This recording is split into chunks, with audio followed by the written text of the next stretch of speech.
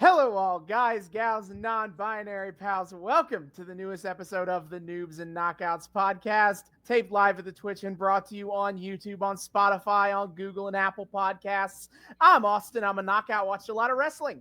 I'm David. I'm a noob. Haven't watched nearly as much wrestling, and I am your new hardcore, extreme 90s cool guy noob, David. Let's go. I don't really buy it. Look, yes, if you say that you're extreme by 90s rules, that automatically makes you extreme. Well, I can guarantee you that's not true. Wait, who the fuck are you? Oh, I'm Kyle. Hello, yes. I don't know much about wrestling. Yes, we have another guest, another one of David's roommates, Kyle. This is Kyle. How you doing, buddy? Thanks for joining us. Yeah, Kyle's another one of my good boys who I have turned into a wrestling fan as of late. We watch MJF is God tier. We watch AEW every week. It's a good time. We love our boys. If only I had roommates that could be guest stars on this podcast. Oh well. Look, at least you got all the rest of Fan 5 stick someone on location, okay? True. So yes, to get back to what David was doing, if you couldn't get the hint from David's intro, we are starting a new arc, and we're starting a new arc in ECW. Yes, Yep. I am so excited for this one. This has been like a little side can of worms that has been like teasing me since almost the inception of this podcast. I used to get so mixed up with all these fucking companies, and I know ECW is one of them. And I have like learned little tidbits about them here and there, but never enough to really understand what the hell its deal is and like where its place in all this giant fucking pantheon is. Right. So ECW, known as Extreme Championship Wrestling, was basically the number 3 in the 1990s behind WCW and WWE, or then WWF.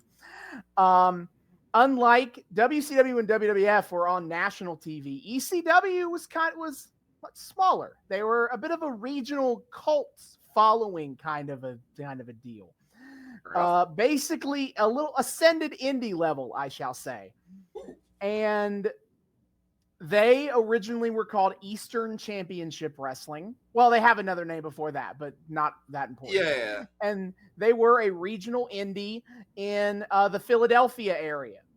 They pretty much entirely ran out of Philly, but they managed to grow a little bit beyond that. But for the most part, they were mostly East Coast, even in terms of TV distribution. They never really left the eastern side of the United States. Oh, shit. Yeah. And so, but they are kind of, and I will say, like, how they got bigger was very much like a very word of mouth kind of deal from like the hardcore of hardcore wrestling fans. Yeah. In addition to the concept of tape trading. Sounds a little self-explanatory, but I'll go ahead and say it, is that tape trading back in the day, you obviously not every wrestling match that ever existed is just on the internet now. Back in the day, what you hardcore wrestling fans would do is they would record matches on VHS tapes, and they would, through like the Wrestling Observer newsletter or through the very basic internet forums that existed in the mid to late 90s, they would like offer up their bootleg VHS tapes of wrestling matches to other fans and then mail the tapes, and then those fans would then get to watch those matches on the tape. You know, this is very funny to me. Not because like, oh, haha, like what's a VCR way back in old time, but I as we've well established on this show, you and I, Austin, are musical theater fans, and when it comes to bootlegging, that is a practice alive and well in our contemporary fandom. So to see that this archaic form of it existed in a completely different realm, you know, ye back 30 years ago, like this is so deeply funny. That's just like this is for as long as we've had the ability to steal media from some sort of broadcast or something, we've been just like proliferating it out, no matter how fucking archaic the technology. I don't want to pay for this. No. I'm just gonna give it to everyone I know for free. Yeah, fuck that. Yeah. Hey, you know what? Based. Yeah. Share those Good memes point. in production. Share the memes. Yeah, of course. Exactly. And it was also, I'll also say, is a bit of a fun sidebar. That was originally part of what Dave Meltzer's role was as the preeminent wrestling reviewer as part of the Wrestling Observer newsletter. Is, you know, he would star rate these matches, and those matches that were highly rated became like the tape traders wanted to find those matches. Oh, he made rare. Because Meltzer called him must watch. Was he aware of his effect on this? Yeah, as I mentioned, is it like basically in the old school of Observer newsletters, you could like take out ads you could take out like what's the word? You could like put in a blurb in the newsletter and be like, hey, looking for WWF in 1980, have All Japan 92. Here's my contact info. Let me know. Just imagine taking out an ad asking for pirated shit. Wouldn't that's download kind of the way it worked, especially because like most wrestling media was not designed to be for reproduction. Yeah. Like that was still, even into the 90s, the idea that like, especially for wrestling, the idea that like you would want this media to just survive forever was not really a thing. Like you made it for the week of TV that you had it on, or for the live crowd that you were that was going to see it that night. And after that, which like whatever. We have like contemporary sensibilities about this nowadays, but like, how do you not recognize that you are creating it seems like they did recognize they were creating some of like the most iconic people to ever exist in celebritydom, and like they're like, oh yeah, we don't need to preserve. And this was the 90s. They knew better then, right? Mm-hmm. They had to. Like fucking Hulkamania had already existed. How do they not figure we can get all those little fucking Hulkamaniacs to buy the Hulk Rules compilation VHS? I mean, yes, they did do that, but like those things go out of print. After that, they become media. Yeah. How are you supposed to get new people into it if they can't catch up on the story? Or see the old legend? I don't. Yeah. How are you supposed to get them into it? It don't make sense. I mean, you just gotta tune in next week. You gotta, channel. Back these are the days where the concept of like getting new fans is because like they're channel flipping and they just stop on something they like. Like that was the strategy. That the Disney Vault, but make it wrestling. Literally anybody who like if you talk to anyone who was like, what was the strategy of the WWF or the WCW in the 90s? Like they were devoted to the idea of channel flipping. This is Vince Russo's finest philosophy, was that you have to have like a new thing happening every 5 minutes because you don't want anyone to change the channel, and every minute someone could be flipping the channels and see something. So you got to have something new going on every 5 minutes. That. But I need to rewind a few seconds and point out that I take deep umbrage with you using the words Vince Russo and philosophy in the same sentence. I mean, he did have a philosophy. It's just not one I really subscribe to. Yeah, I guess. I feel like with kind of what it's evolved into, it's charitable to call it a philosophy, and much more accurate to call it a deeply crass marketing strategy. Well, we've gotten a bit off track here, talking about tape trading and preservation of media. Welcome to the show. Oh, thank you. Yeah, but I'll also say is that interestingly and I guess this is my best transition I could do to talk about Paul Heyman, but not only was tape trading used by the fans to like watch matches that Dave Meltzer said are really good. It's all ECW in particular also used tape trading as a way to scout. Wait, really? Yeah. They were trading tapes trying to find these like matches, these hidden gem matches from Mexico, especially looking at the guys they brought in from Mexico and Japan. They were absolutely, because they watched Paul Heyman watched a VHS tape and was like, get this guy. That ECW. is kind of funny to me that these companies were actually engaging in that. Like they were running the black they market. were running. While paying for ads on TV, going, you wouldn't download a car. They also ECW paid for nothing, but we'll get to that. Fueling the dark trade. What? ECW paid for nothing, but we'll get to that. Oh, well, yeah, okay, fair enough. Oh, this is a whole thing, buddy. You're in for a good one. But let's talk about Paul Heyman, because I brought up his name. Paul Heyman, he's been on this podcast a few times before as a manager in WWE, but before that, he was actually the guy in charge of ECW.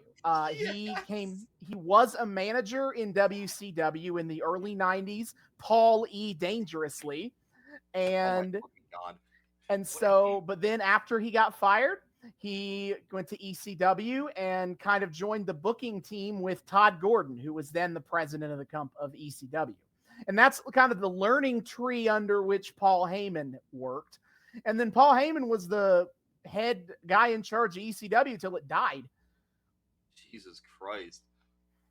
And so Paul Heyman is well known for basically two things that define his ECW tenure. First is being a creative genius, especially looking at between the smaller resources that ECW had and the lesser talent they had. You'll see, but ECW had a lot of guys who were very limited in a lot of aspects. And Paul Heyman was able to make that magic work. And wait, I want to try to predict what the second thing he was known for from a little bit of context clues. So the first one, creative genius. The second one was financial dumbass. Yes, but I'm not done talking about him being a genius. Oh, well, pardon me. Carry on. In addition, Paul Heyman also was fantastic at pulling in what the fans wanted and getting into the pop culture of the time. Like, to understand, in 1993 and 94, when ECW was on the come up, WWF was in the middle of the new generation era. David knows about this. It was all cartoony and bad. Dumb. Oh god. It was and meanwhile, so dumb, Kyle. It's very dumb. We watched a new generation arc where there were double Undertakers. It was two Undertakers, and it wasn't even entertainingly bad. Two Undertakers and a Naked Gun tie-in. I have no comments. Just a lot of questions. Yeah, so do we. Yeah, we did a whole fucking arc and we still have questions. Anyway. In WCW, wasn't a lot better. Before '94, it was still very family friendly. Is my point. Yeah. But then Hulk Hogan arrived in WCW, and he brought all his cartoony bullshit there. Yeah. We've talked about this relationship before. But Hulk Hogan changed WCW. He didn't change for them. They changed for him, brother. Yeah.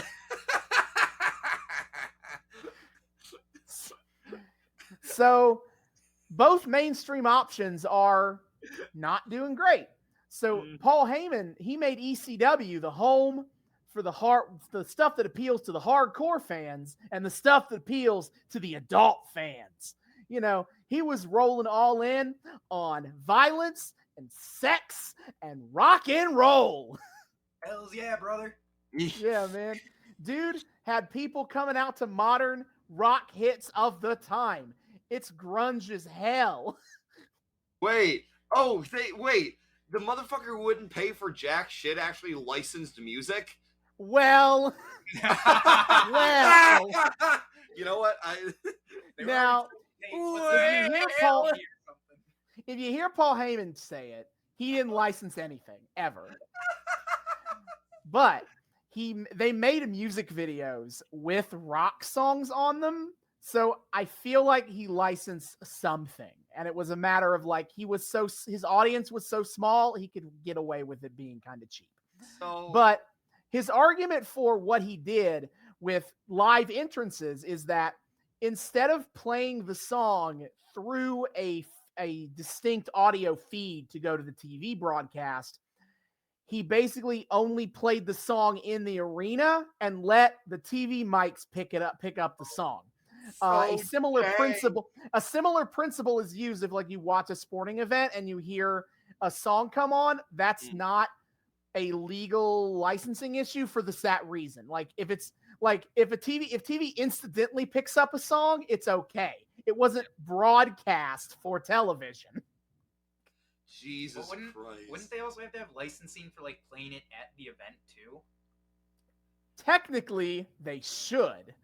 But did they? Is an interesting question that is probably no. Yeah, I see how their small fan base helped them then. Hey, Mr. Good at setting up sound things. How do you feel about this so far? I hate it. That is so bad. Oh my god. Oh, be prepared for just cutting all the technical corners here. You're gonna be in a lot of pain. You're gonna be in a lot of pain tonight, buddy. No. Yeah, let's talk. Speaking of cutting corners, let's talk about Paul Heyman's other legacy is being a bad businessman. ECW did not make very much money ever. How did he not make money if he wasn't spending any money? It was all. Well, he spent just enough to not make money. Oh, okay. Money no go up, but money no go down. You can't explain it.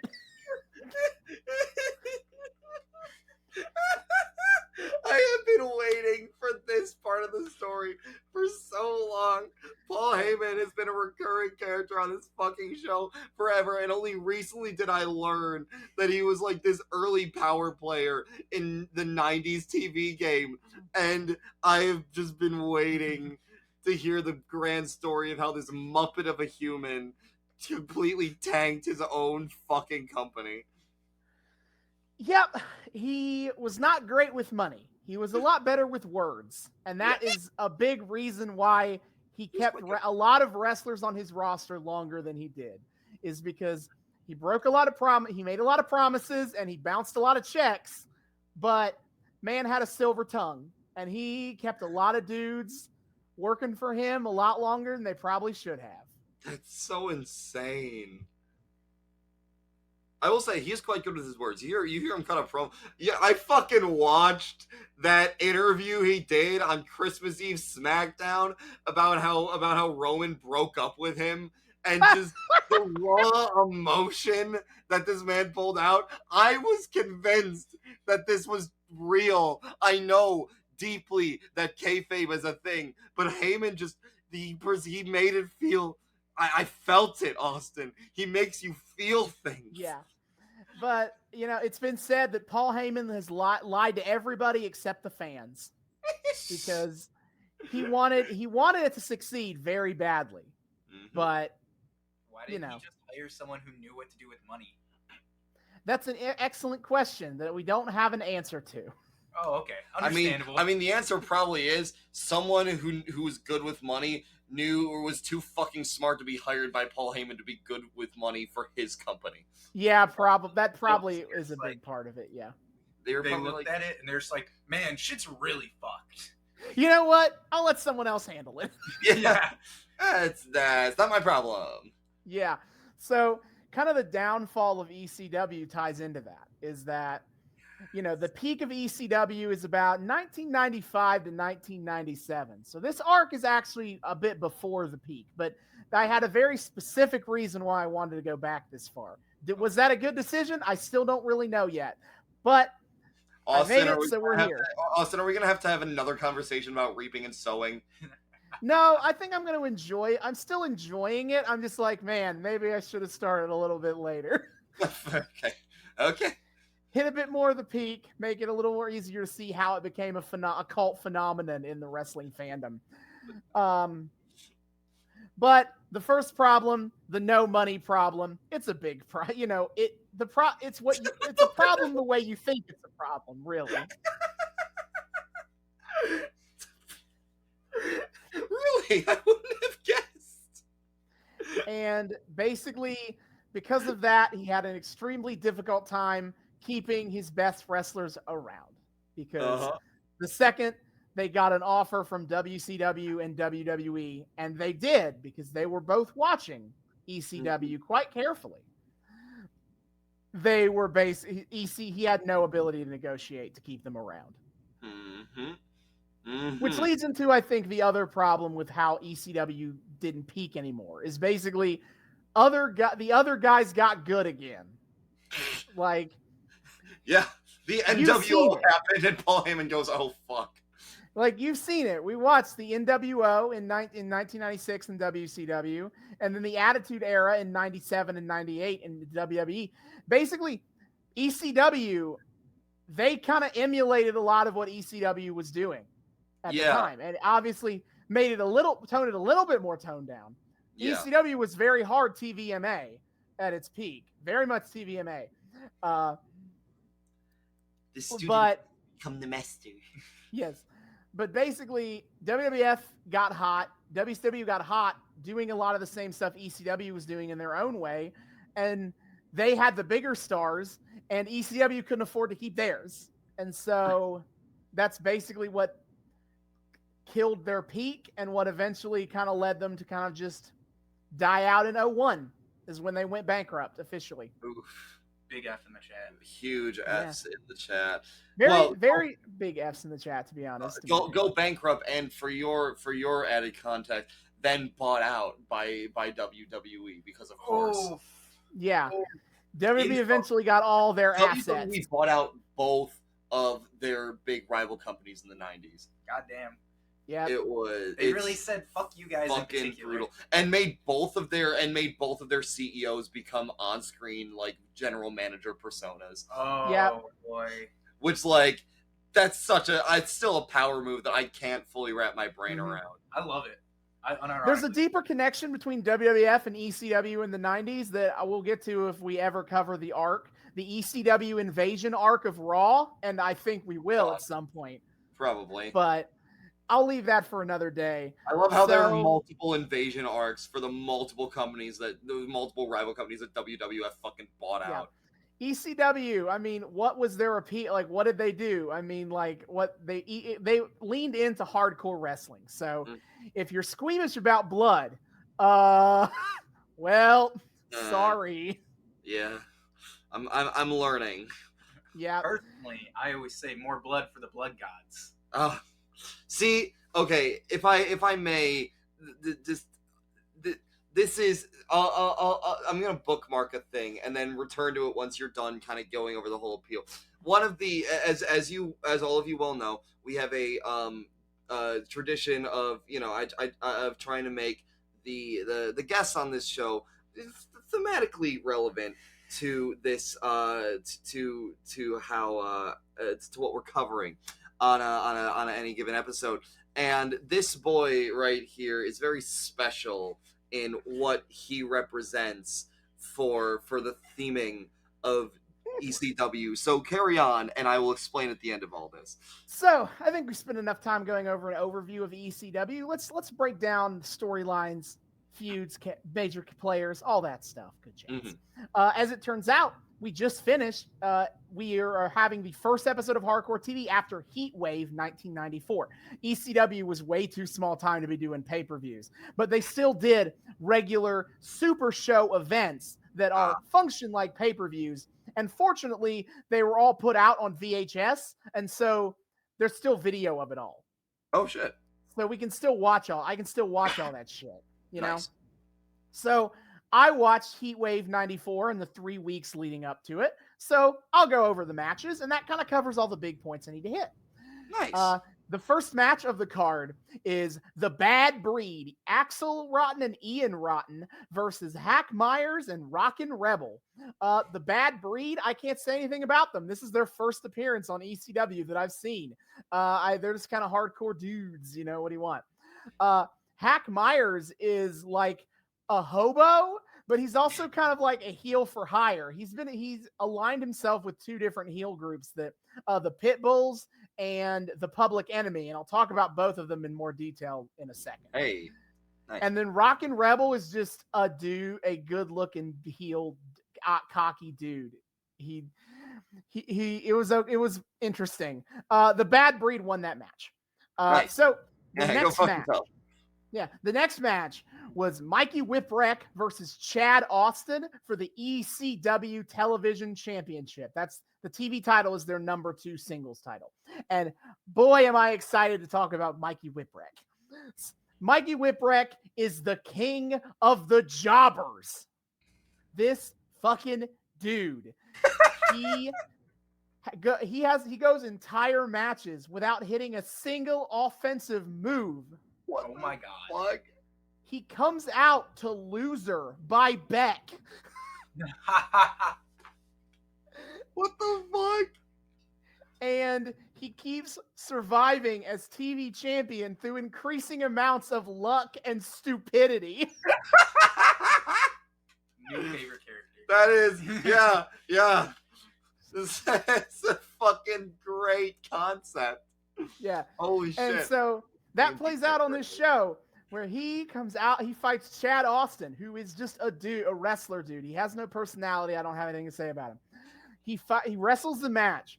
Chad Austin, with the help of his manager, Jason, just Jason, only that name, Jason hands him brass knuckles and he hits Mikey Whipwreck with it. And he pins Mikey Whipwreck 1, 2, 3. And then Chad Austin, after the match, goes up to the referee and tells the referee that he used the brass knuckles. And Why? so the decision is reversed, and Mikey Whipwreck wins by DQ. What the fuck? Why would you tell him that? I can't tell you. I watched it, and I read a bunch of reviews of the show just to be like, was there some other context I'm missing here? And there's no context. The only explanation they can give is Joey Styles, who's the commentator for ECW, was like, Chad Austin hates the fans so much, he didn't want to let him see a title change. What the fuck? That's the worst fucking spin I've ever heard. Yeah. What is that? Fuck the fans. They can keep their champion. Yeah. I'm gonna They're snitch on myself. baby face. Yeah, I don't get it at all, and it's stupid, but it continues to play into this notion of Mikey Whipwreck continues to be TV champion through no fault of his own. So what I'm hearing is that Mikey Whipwreck actually has mind control powers. I was gonna say aura. An aura, yeah, an aura of confusion that fucking anyone within 10 feet has to make a wisdom save, or else snitch on themselves for the dumb heel shit they did during the match. Yep. And tonight we'll be watching an ECW television title match as well between Mikey Whipwreck versus the Sandman. And I have things to say about the Sandman. Uh-oh. We'll get to it. Uh-oh. Oh boy. Oh no. The next match was Tommy Dreamer versus Stevie Richards. Hey! I don't have anything to say about Stevie Richards, but Tommy Dreamer, he is kind of the face of ECW in a grander scheme. But right now, he isn't. This is pre-crisis Tommy Dreamer. I'm going to probably use that term a few times. Time to explain comic books, fellas. So, okay, I was wondering if you meant that on a fucking I did. You goddamn DC nerd, and you blame me for this shit going off the rails. To be fair, it's a good comic. It is a good comic. It's a good comic. But I just need to point out that you and I are fucking equal players in derailing the hell out of this podcast half the time. I don't disagree. Thank you. So Crisis on Infinite Earths was an event comic in the 1980s celebrating the 50-year history of DC Comics. It also served as a way to reboot the continuity of the DC Comics universe because the publishers at DC Comics were like, there's 50 years worth of backstory now. That's a continuity lockout and a half. So what we're going to do is after this is over, we're just going to reboot everything. Start over, new continuity. All characters from this point on, that's their storylines after post-crisis are all that matters. Mm-hmm. And they changed a lot of the characterization of characters, and that is the version of those characters that is usually emulated in adaptations. So, I casually use the term pre-crisis to refer to a character, basically a version of a character before they become their best self. Hey, that's valid. There are quite a few pre-crisis wrestler characters. Yep. And so Tommy Dreamer is in his pre-crisis wrestling phase. He is just a pretty boy New Yorker who the fans don't totally like because they see him as a pretty boy New Yorker. But don't worry, this arc will cover his character growth into becoming the hardcore legend that everybody loves. Nice. So he beats Stevie Richards, and then he gets attacked by Mr. Hughes and Shane Douglas. So Shane Douglas is the ECW world champion, and he has a match later. And he and Dreamer have had a long-term feud because Shane Douglas helped Tommy Dreamer defend the ECW tag team titles when Tommy's partner was hurt. Except, haha, asshole, Shane Douglas betrayed Tommy and cost him the titles instead. Because he's a giant asshole. As you do. He has Shane Douglas, petty asshole. Petty asshole, indeed. So Shane has his bodyguard, Mr. Hughes, and they've been fucking with Dreamer for months. And so they come out and they fuck with Dreamer some more. Oh, dear. Mr. Hughes beats his ass and in an unofficial match. And that is that. So, but tonight we are going to see Tommy Dreamer versus Shane Douglas for the ECW title. Ooh, okay. In another match on this show. Nice, nice. The next match was the Tasmaniac. Speaking of pre-crisis versions, have you ever wondered why Taz is named that? Oh, I mean, in the nebulous sense that I kind of wonder where any wrestler fucking gets their name from outside of complete arbitrarity. Because before he was Taz, the human suplex machine and leader of Team Taz, he was the Tasmaniac, who dresses in a vaguely... It's what you think it is from the name, all right? Oh, boy. He's from Tasmania, supposedly. Oh, God. Do we have any offensive accents to go along with this one? No. Nice! Not this time. Not this time. Not this time. You know what? No. I wouldn't be surprised, okay? No. But he does dress kind of goofy compared to what you probably think of him. And he's been in a feud with the Pitbulls, Pitbull number 1 and Pitbull number 2, who are just these two badass dudes. And he was supposed to have a tag match between them with a mystery partner, and his partner was Sabu. Sabu, the cousin of the Sheik, I believe. He has a Middle Eastern aesthetic, but he doesn't really play into that part. What he plays into is being a goddamn maniac who does reckless stunts and hurts himself half the time because he does reckless, stupid stunts. Okay, I'm excited. You mentioned this guy to me over Messenger, I think. Is the fact that he hurts himself kayfabe or not? Yes, it is kayfabe that his botch machinery is folded into his character, that he is such just a wild daredevil. He doesn't give a shit if he actually does it right and ends up hurting himself. That just sounds like a masochist with extra steps. Yeah, I'm into it. He is a bit. His character is basically the same as it is now. Paul Heyman is his manager at this point in time, but he hasn't gotten his most famous nickname that pretty much defines his character. Is he will become to be known as the homicidal, suicidal, genocidal maniac, Sabu. You had me until genocidal. I'm suddenly very concerned what country he wants to glass. We don't know because he's too busy putting himself through tables. We don't know what his plans are. So I'm hearing suicide bomber? He's playing 5D chess while we're playing checkers. Jesus Christ. Yeah, except the chess pieces are all fucking exploding. Yep. He's basically just insane. He literally comes out to the ring on like a gurney strapped with a metal chain around him to kind of keep him restrained until they let him out for matches. Yeah. How badass. That's so badass. That is so 90s. I love it. So they did the Middle Eastern savage trope, except like Worse. not. Yeah, that's a good way to put it. Like Middle Eastern savage, but make him fucking like the demolition dude from the Muppets. Sure. Anyway, Sabu and Taz won their match. Nice. And okay, next up, the Sandman versus Tommy Cairo. Okay, so this was not a storyline that I intended. This arc is about the Sandman and Tommy Dreamer, and I didn't realize that I would be opening an entire can of worms of this Cairo Sandman story. So I will attempt to summarize it all. It dates back to February 94. Mm-hmm. Okay, so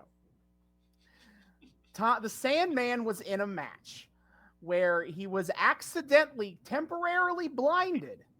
And when his eyesight returned to him, he saw Tommy Cairo assisting his wife Peaches because Sandman had accidentally struck his wife while he was blinded.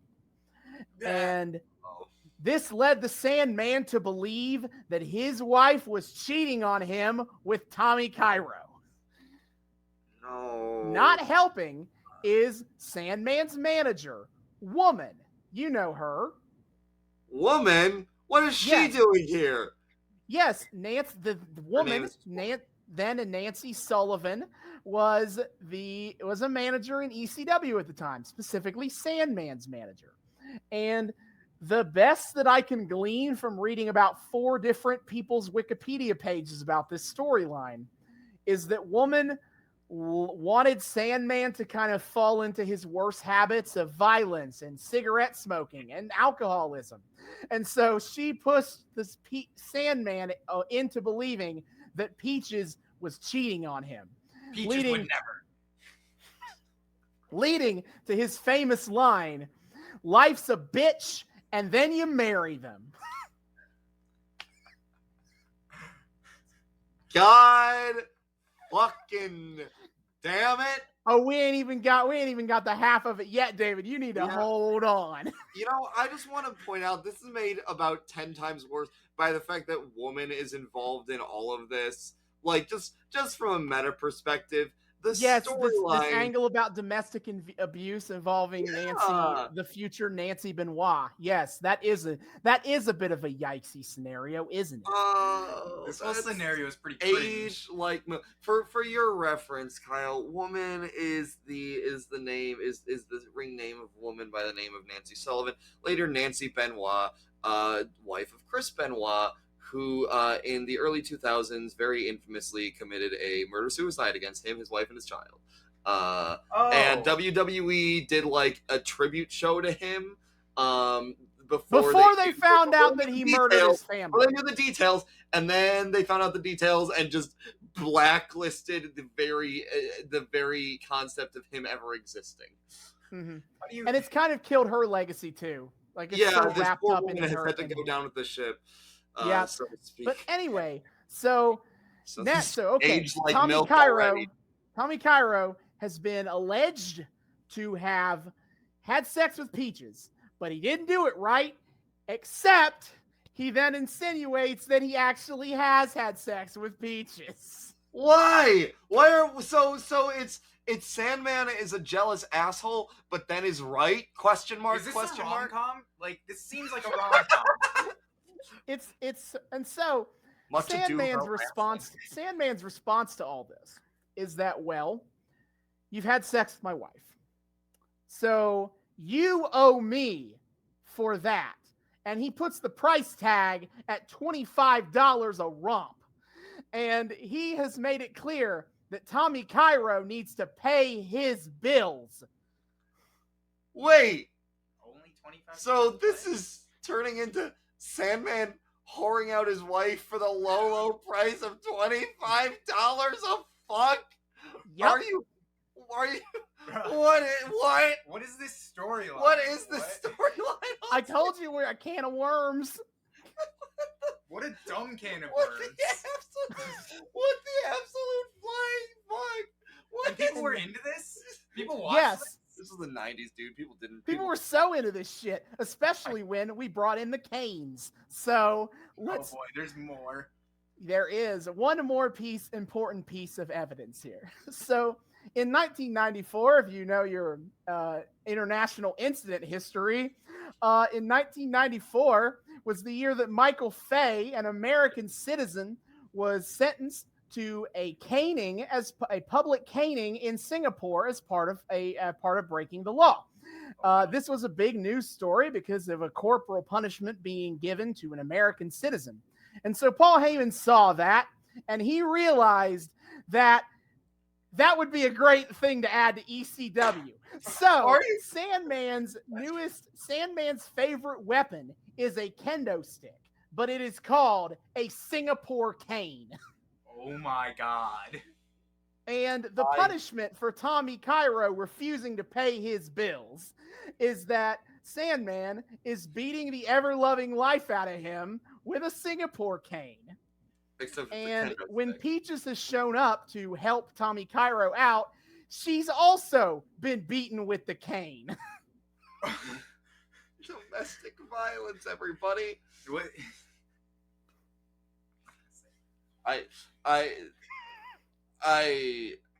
Look, I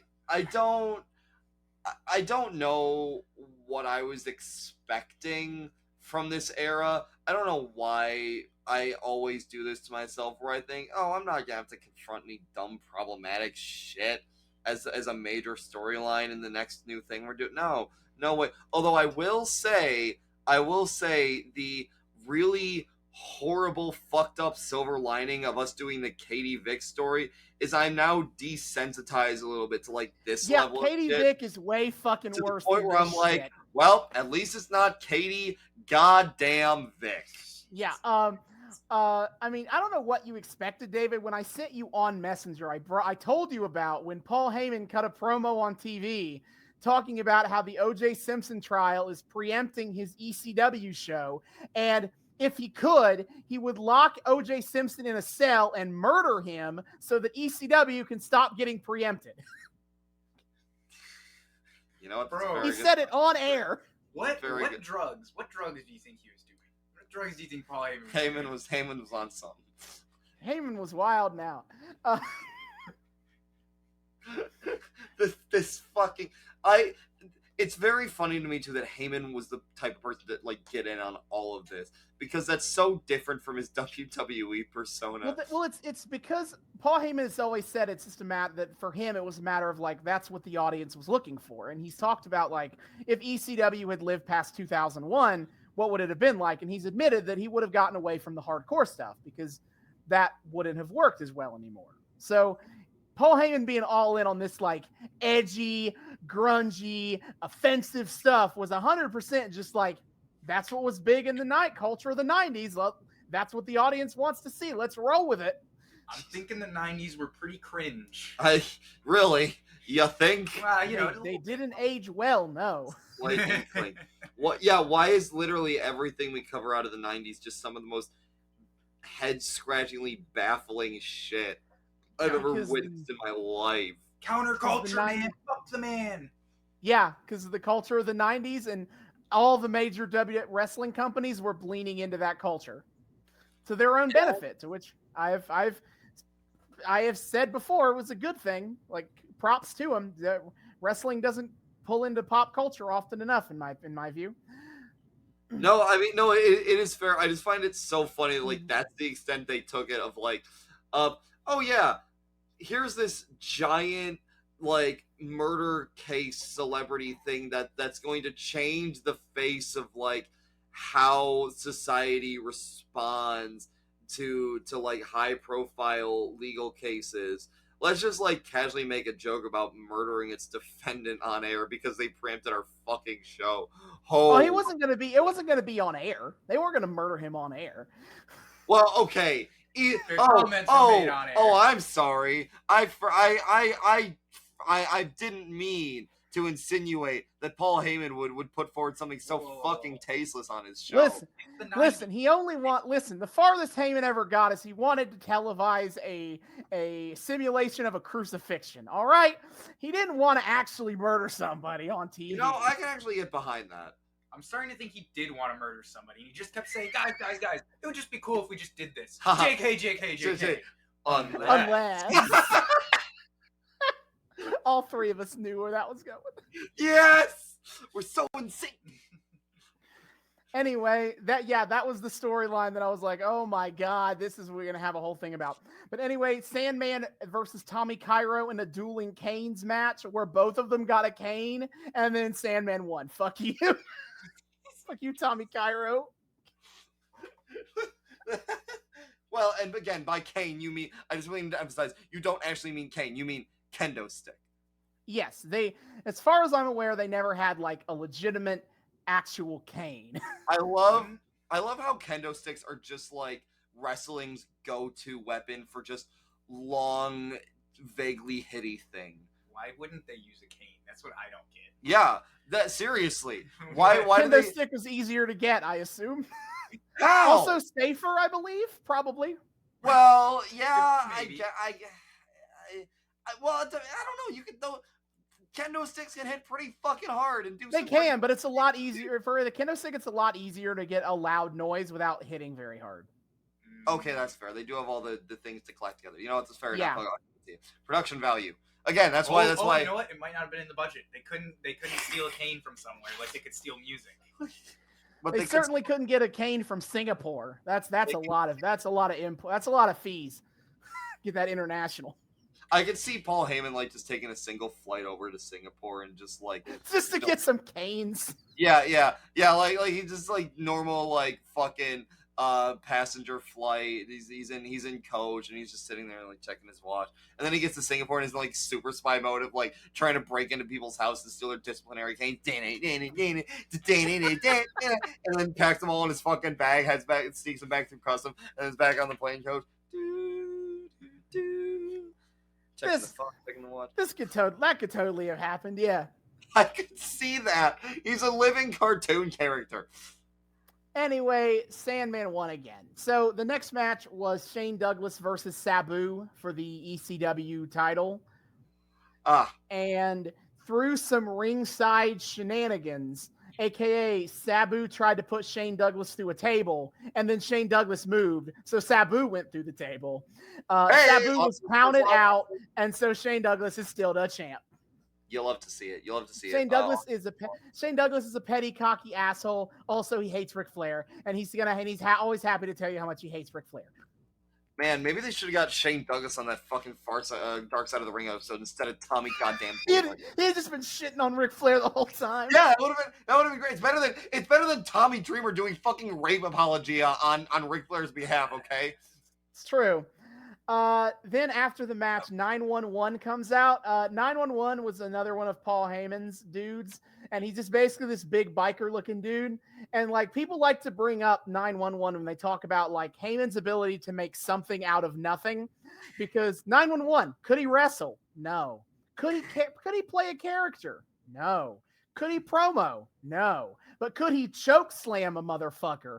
Yes, he could. So you know what he did every time he came out? He choke slammed everyone in sight, and the crowd loved it.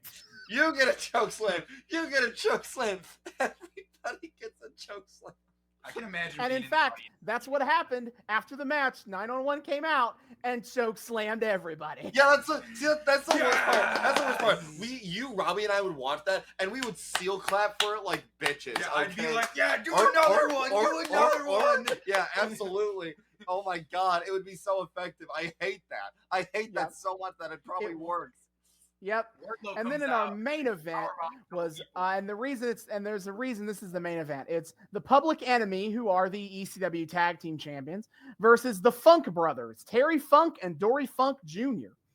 Terry and Dory are basically like Texas wrestling legends.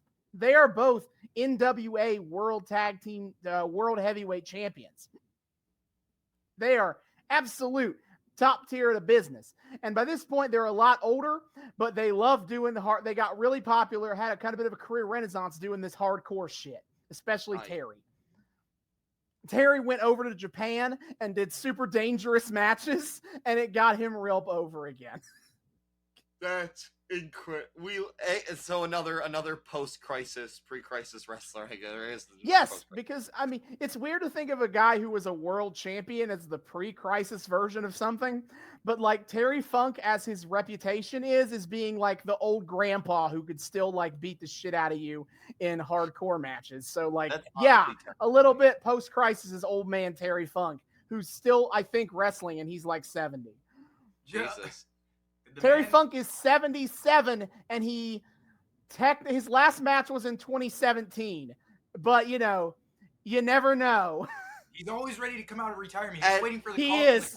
72 He wrestled when he was 73 years old. He's always ready to just get back in the ring. He's still just like, put me in, coach. I can do it. I love working. When he dies, it's gonna be like he'll have just wrestled a match, and he'll put over some promising new star, and it's gonna be like the best fucking exhibition match you've ever seen, and it's gonna be like the ending of Black Swan, where he falls to the mat, gets the 1, 2, 3, whispers out perfect as the light leaves his eyes. Yeah. And so the Public Enemy are basically two hip-hop kind of dudes. Their names are Rocco Rock and Johnny Grunge, and whatever preconceptions you have about them based on those names is accurate.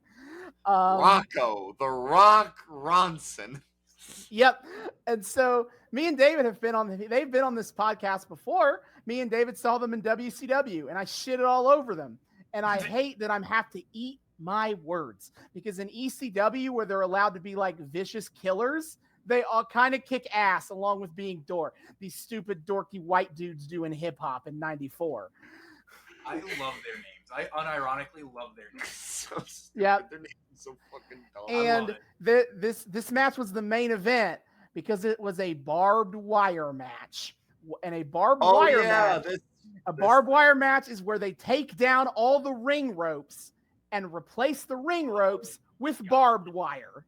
Yeah, hey, remember how we like lost our mind for that one like little barbed wire? Yeah, when she just grabbed it and they immediately were just like match is like over, and they took it off her arm immediately. Damn, we Hell thought no. that was insane. We haven't even. This tag match ended when they wrapped Terry Funk's entire upper body in barbed wire, head included, and then beat him in the head with a trash can, and then they pinned him. That's insane. I love it. But don't worry, the Funks got their heat back on this one, because this match featured the first instance of the chair riot, where Terry Funk yelled at the crowd that he wants chairs, and suddenly dozens of audience members took their metal folding chairs and chucked them into the ring. Bro, you said this company was mostly in Philadelphia, right? Yeah, that is so and on I brand. should say that the ECW fans are the closest thing wrestling has ever seen to a cult. Bro, if it's Philadelphia, this is so on brand. They throw batteries at their own fucking football team. In fact, there was even a moment where over the PA, you could hear someone saying that we're going to have to end the match immediately if you don't stop throwing chairs in the ring.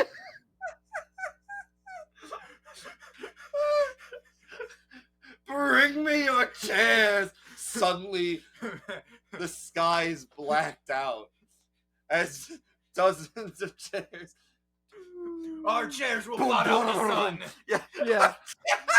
And after the match, the Funks beat up. After the match, the Funks beat up Public Enemy and then buried them in the chairs that the fans threw in the ring. call this. What I'm hearing is that we need to get all of Bill's Mafia to sit down together to watch a wrestling show and see what happens. Yeah, and then after the match, there was even a moment where someone had fucking bolt cutters in the front row trying to cut the barbed wire off of Terry Funk, and they eventually had to take him to the back, covered in the barbed wire, to cut it off of him. Jesus! They were not nice about covering him in that. Holy shit. No. So that is where our story... Terry Funk's in a match on this episode, so we're going to see some of him in the after effects of this whole bit. So that is all the major storylines and players of ECW in 1994. If you want to watch along with us, you can do so on Peacock, WWE's streaming service partner. They have all of the ECW library on there for $4.99 a month with ads, $9.99 a month without ads. Except... we will not be watching this episode on Peacock. We will not be watching any of our ECW episodes on Peacock because, obviously, the music licensing thing. WWE has replaced all of the music on those episodes with either stock music or WWE video music that they do own. Oh my fucking God. And you see, any ECW fan I've ever talked to has talked about how it kind of hurts the experience. So thank you, Internet, for the ECW Restoration Project, a collaborative effort to redub the original music of every ECW show in history. Now, I would not encourage piracy on this show. I'm not telling you that if you Google ECW, I'm not telling you that if you Google ECW redubs and you enter a Reddit page, a Reddit thread that asks any updates on the ECW Restoration Project, and you look at the first comment that leads to an Excel shot, a Google Doc, that would then have all the links to every single episode of ECW available on either Mega or on the Internet Archive, available for download at your convenience. I certainly would not be saying that, but I'm also not saying that. So I would. Allegedly, you could Google this stuff, and allegedly, you go to the first Reddit link. Yep. I personally would never download a Reddit, but I don't know about you guys. I don't know about all you listening at home. I am a good Christian boy and would never tell you that piracy like this is incredibly based because fuck Peacock and fuck the WWE and fuck their dumbass stock music. No. Never. Hey, I would never say that. Creators. For this arc, we will be watching the redubbed original versions of every episode of ECW with all of its original stolen music. Because when you mentioned the music thing, I had a flashback to our fucking Mystery Box episode where What's His Nuts came out and some shitty elevator music started playing because they redubbed that shit to be Ernest the Cat Miller they redubbed his James Brown music. Yeah, that was the worst thing. I am very glad we're not going to experience more of that. We are watching ECW in its purest form today. So come back where we will be watching the July 19th, 1994 episode of ECW Hardcore TV. Yeah, baby. And we are back. We have just finished the July 19th, 1994 episode of ECW Hardcore TV. Jesus Christ, that was... Okay. We watched something. We did. Okay, so bringing it back to my bookmark for a second. There's always some way I try to justify having our guest stars on for one reason or other. And when I heard of ECW being the hardcore place, I had a very specific image in mind.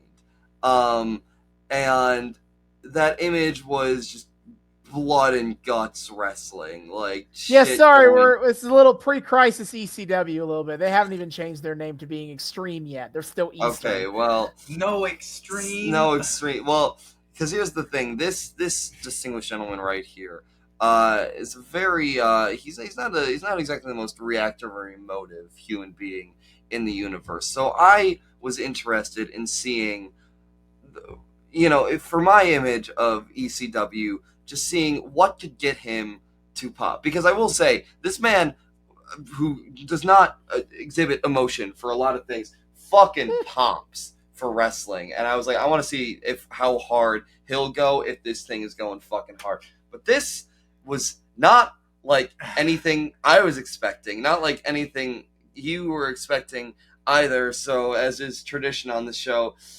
what do you think? I mean, honestly, I was kind of into them just being assholes. I loved it. It was just like, yeah, fuck him up. Like, the ref had to stop the match. Holy shit, I love it. Yeah. This match, having watched 3 weeks of ECW already and seeing what these matches were, this episode went about exactly as I thought it would. This is in quality weird. And storyline. I have never felt more comfortable describing something as flatly weird. I didn't hate it. And I can see how it evolves into the thing that everybody loves. And the thing where Big Papa Pump's math lecture happens. But that's TNA. Very different. That's thing. TNA? Oh, fuck. God damn it. Okay. Never mind. But either way, how it fucking, like, just how it became, but it's not there yet. No. This is what I was talking about when I was like, did I start too early? And maybe. But I didn't dislike it. There's definitely something there. There's something there. Yeah. It's got that je ne sais quoi. Je ne sais quoi. Oh, yeah, you could be as well. No. There's something that you can tell. They've got a sense of how to just play into a crowd's most visceral feelings and kind of somewhat hide the fact that everything going on is almost completely incoherent. It looks like a recording of, like, when you're in a play in, like, 4th grade and your mom's taking, like, videotaping it with, like, a camcorder, but, like, every so often she, like, looks away to, like, talk to someone, and then she comes back. And all the sound equipment is jank as fuck, because Yeah. your elementary school is a zillion years old, and they've never replaced any of the AV equipment since It's actually they've just opened. you guys shouting at this point. Yeah, Of, true. But The that's mics probably went a good out starting long ago. point. Is presentationally, it's a mess. It's fucking jank. Again, I love it. I don't hate it. It's at the very least a fun deviation, switch up in the formula from the much more polished companies. We watch too much polished wrestling around here. Honestly, I feel like this is a more honest version. You know what? That might be what it is. I feel, and you guys can weigh in if you think this is legit or not. I think part of the appeal might be that, like, you have something like WWF in the 90s, and New Generation felt, as we've talked about when we did that fucking arc, it felt so weird, and I a lot of times couldn't place my finger on it. But I think what a lot of that was the fact that something about it looks grungy and not fully there and half-baked, but they're still trying really hard to be this very polished product that looks all bright and shiny, but they're on low-ass res, chunky video screens that just don't project the image well, and, like, it looks like they're trying to be, like, Disney World tier polished, but they can't pull it off because it's the 90s and shit's grungy and dirty and kind of, like, in a transitional period of society. And this feels like a more honest version of that, because it's just like, yeah, things kind of jank. The fuck you gonna do about it? Yeah, we out here wrestling. We ain't video people. We don't know that. We wrestle. We don't know nothing about any of that. Yeah, it doesn't feel like they're trying to be too sanitized in a way. That's probably a cliche to say, but I feel like that's a lot. That has to be a lot of it, right? I see. That was a lot of the appeal. I think is that Heyman was the unsanitized product that a lot of wrestling fans wanted in '94 when they were surrounded by very sanitized wrestling shows on TV. And it matches the medium, and it matches the era far better than the sanitization we got from like New Generation shit. Mm-hmm. At least to my mind. Shouts out to the VHS rip of this, keeping the local advertising. Yes, those were so fucking iconic. I loved the goddamn Popular Science subscription ad where it's like, oh, VR. Oh, God, we're almost have it.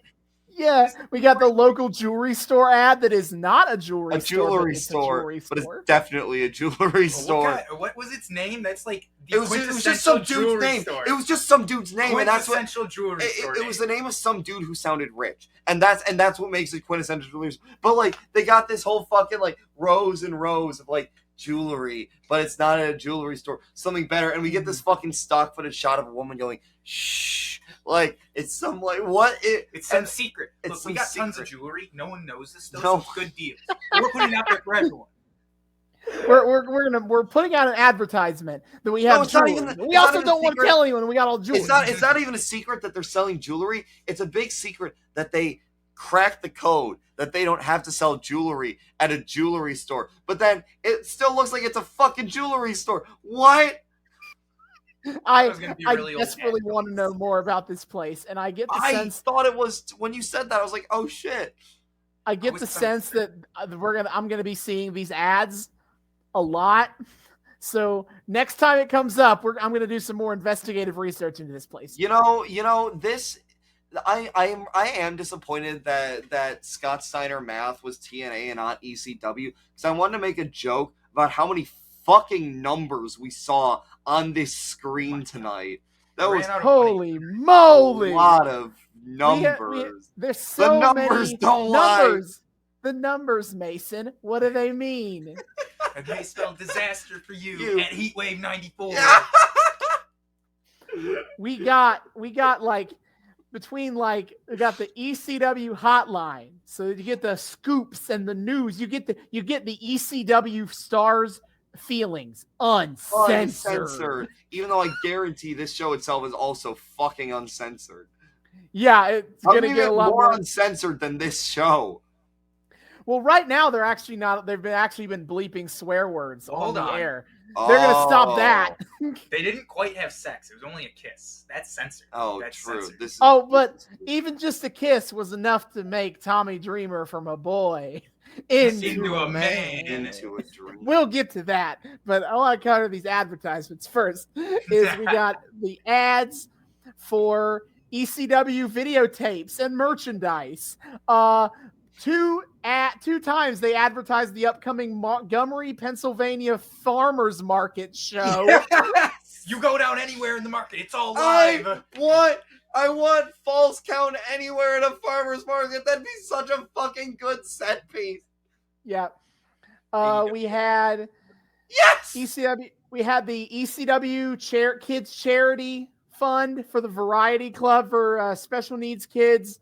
We got the call now to get have ECW stars come to your hometown. Go ahead. I just think I can see where all the money was spent making these dumb cue cards and buying these phone numbers so that they could tell people to call. Yeah. Yep. Got to get in on that lucrative hotline business. Yeah, we get the hotline and the dollars come rolling in. What's baby? That? The internet comes out in 3 years? Not even? Oh boy. Oh boy, the internet's about to ruin hotlines forever. Like Paul Heyman. I just imagine he had this like perfect kingdom laid out in front of him. He'd figured out all the formulas, man. And then the great march of progress went on a little too far without him. And he looketh upon what he hath wrought, and he saw that it was inadequate. Because like seriously, he's like, oh man, I get these hotlines set up. The dollar's gonna come rolling in, and then fucking internet comes along, kills the shit out of hotlines. He's like, oh man, I got all this badass grunge edgy shit. Nothing's gonna. You want a war? You got one. Well, shit. God damn it. Yeah.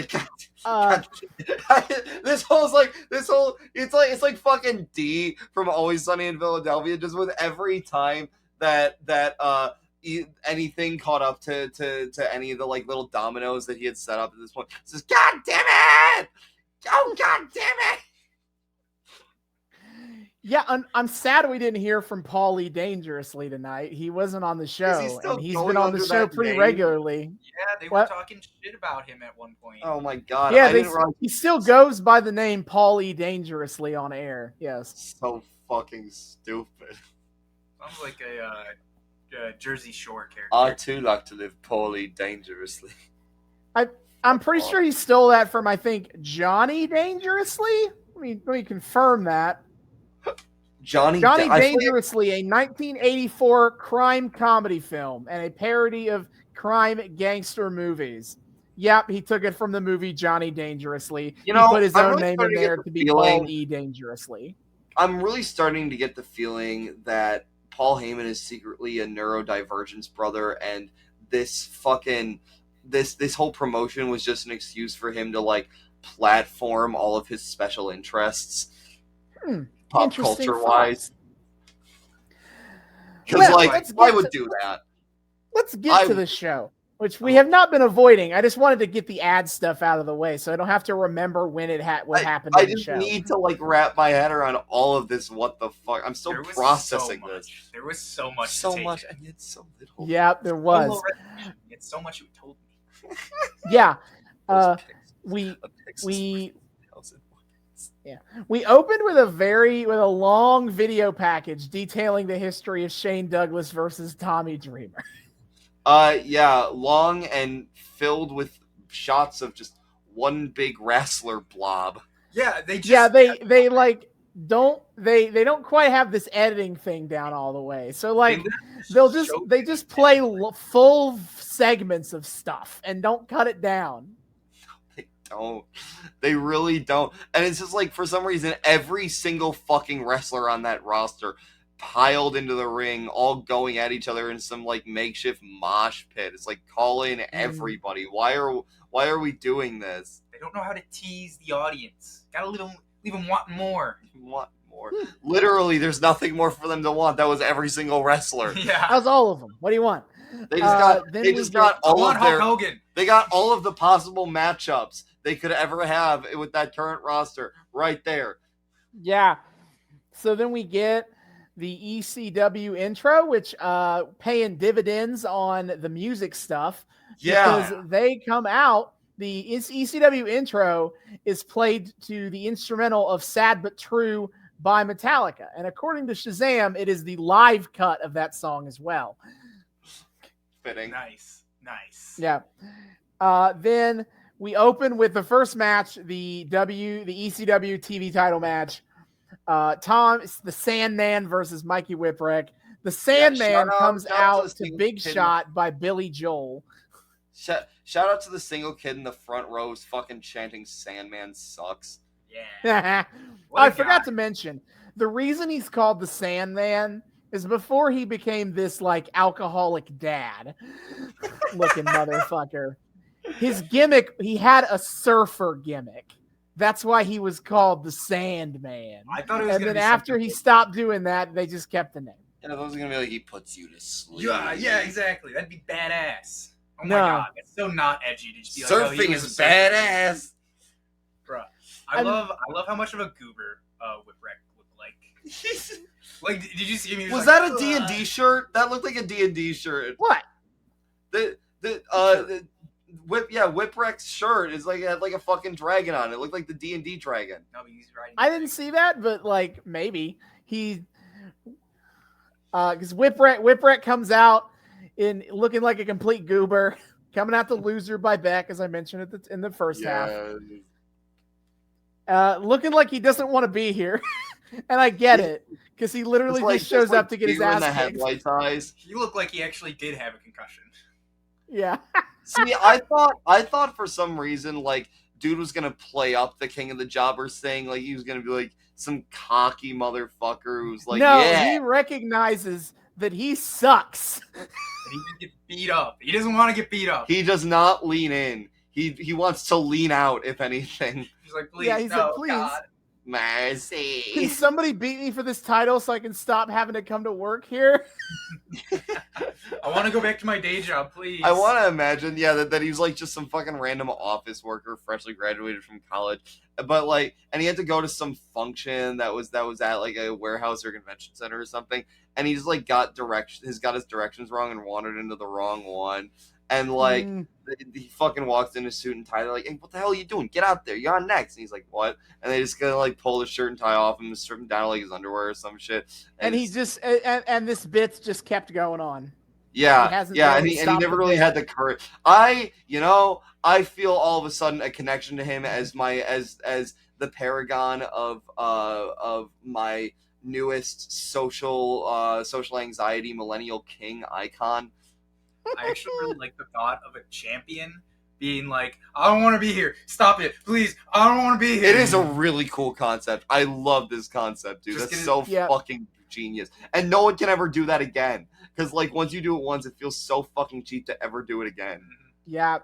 So this match is basically Sandman kicking Whipwreck's ass. Alcoholic Sandman's limited athleticism was very much on display. Yeah, this dude does not move. Walk around. It's very old hat to talk about how the Sandman sucks as a wrestler. Again, those alcoholic dad vibes. How's he gonna fight when he's all boozed up? I gotta beat you, son. The second a kendo stick comes out of his hands, it's all downhill from here. It's all downhill. Just to point it out, I love how like after we got back from the commercial break, like after all the beatings and whatnot, it showed us the beatings again for like another 2 minutes. But only the beating, but only the caning stuff. Only the caning. Oh my god. Oh yeah. So we get like a, when you call this a match, I feel like again that's kind of a generous term. This was 5 minutes of Sandman doing the abusive dad shtick, and then the kendo sticks came out, and then it was just whack. Yeah. I will say before we move on to like how the match ends, I want to point out for people who don't know what the Sandman looks like. Dude wears in the ring like an oversized t-shirt and like baggy pajama pants and has tennis shoes. He really does have a dad bod. He looks like a dad. Anyway, so the whole time Woman is here holding the kendo stick outside, and at one point Sandman throws Whipwreck out of the ring, and Woman is just kind of standing over him thinking about hitting him with this stick. But Joey Styles plays it off like she decided even Whipwreck's not worth it. He's such a loser that it's not even worth cheating to help Sandman with this guy. But in the process of Whipwreck trying to stand up, he bumps lightly into Woman. It cannot be emphasized enough how little he actually touches her.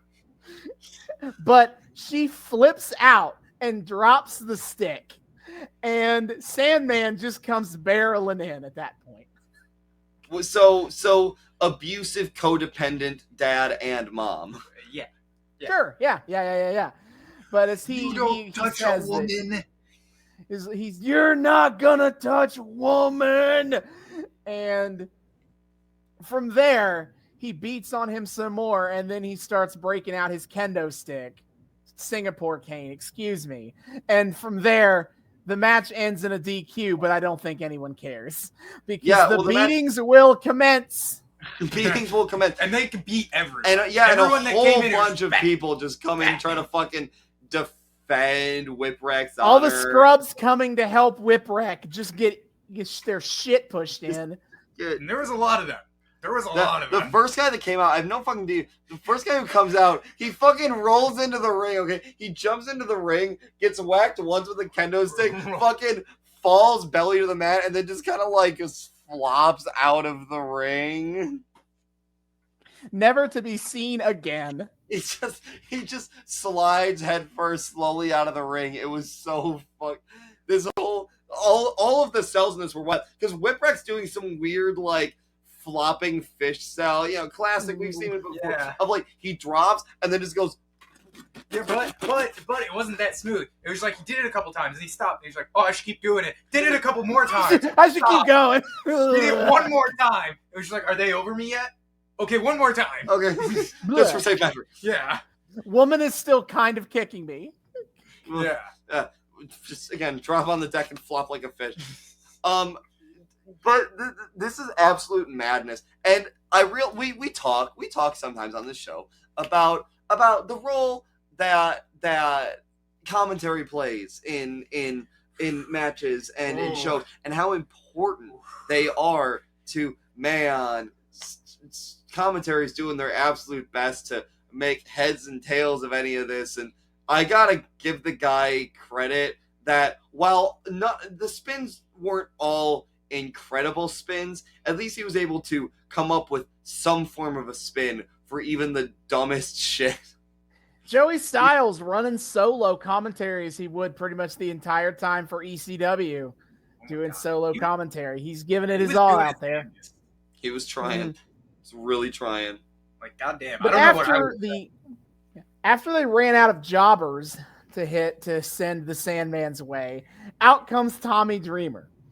And Tommy Dreamer is able to fight back from the Sandman. And eventually what happens is Woman comes to grab the stick and she whacks Tommy Dreamer with the stick, but then she also hits Sandman in the face. So Sandman's kind of out of it for a second.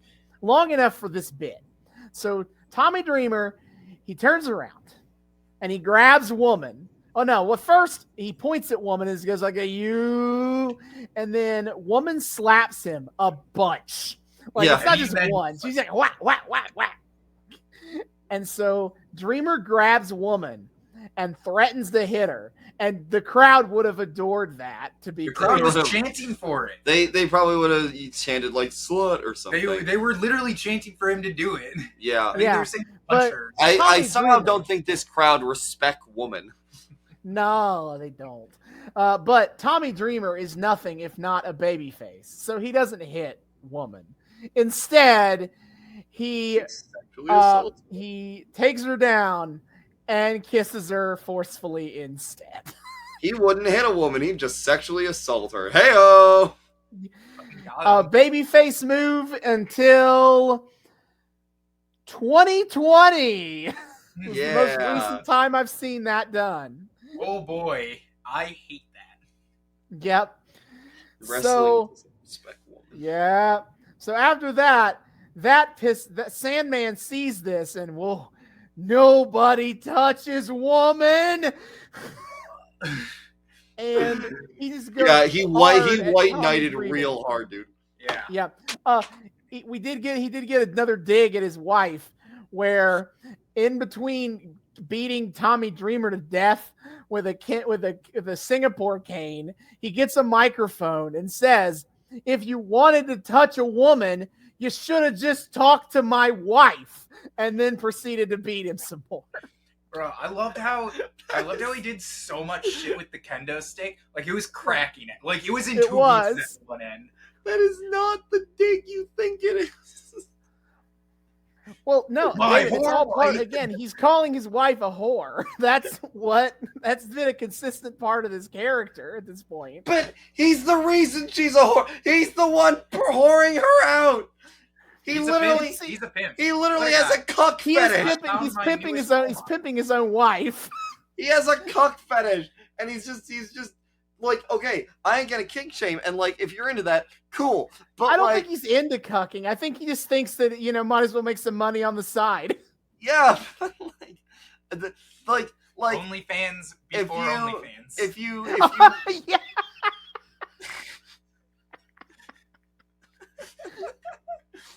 Only Sandman's wife. Hey. No, but like, because he says it with the intonation of what the hotline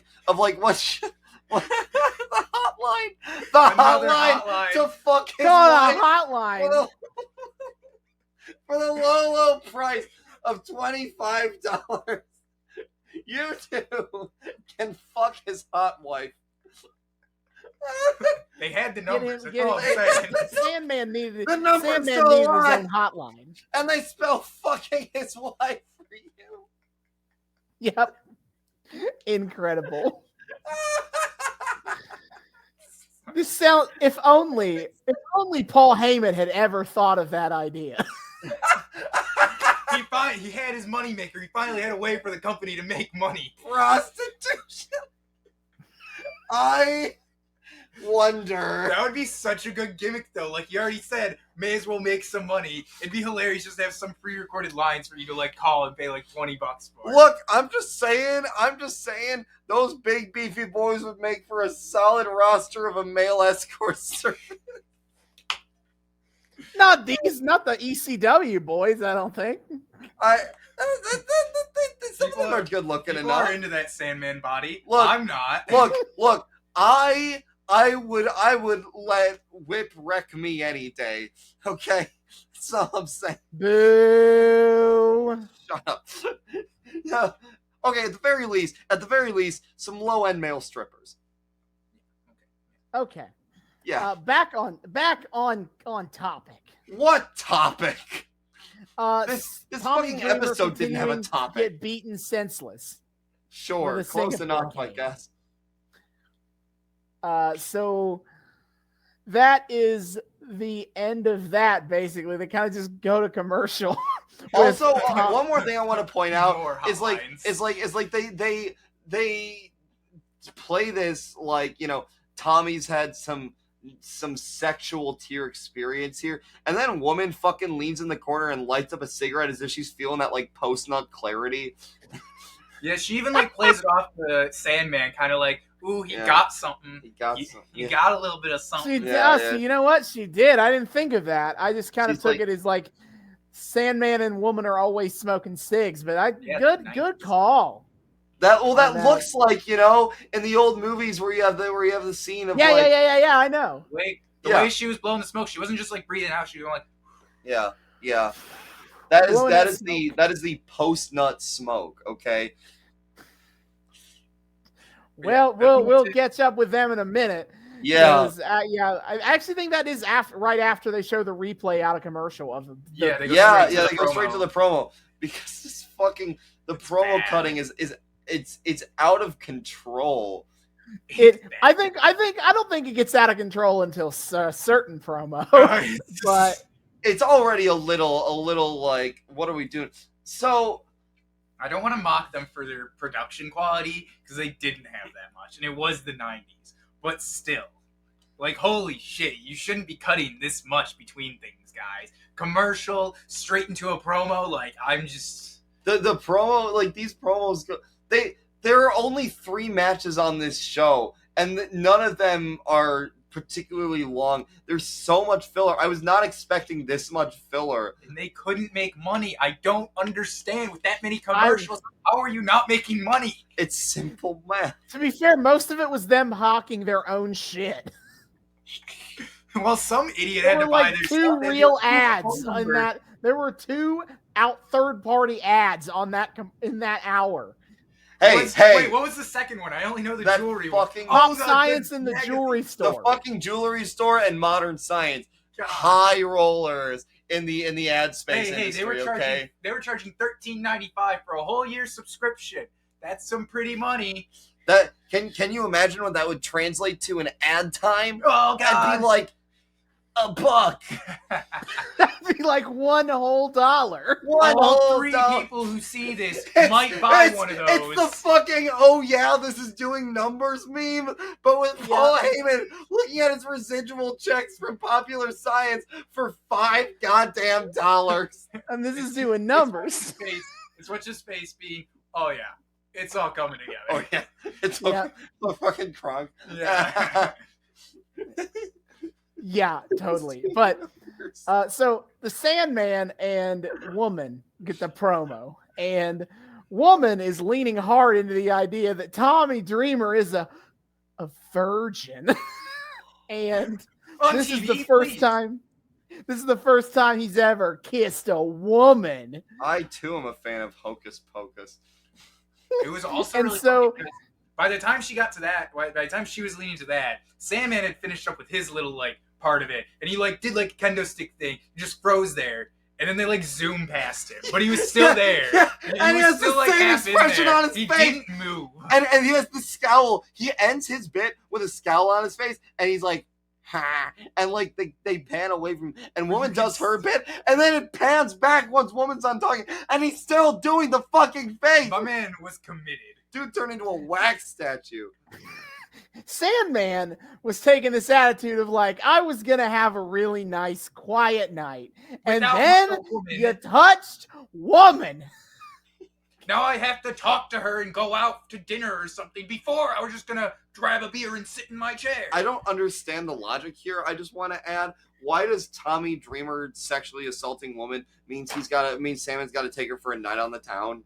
Got to get that coitus out of her mouth. How? Sure. By doing what? I don't know, kissing her after a night on the town. I guess.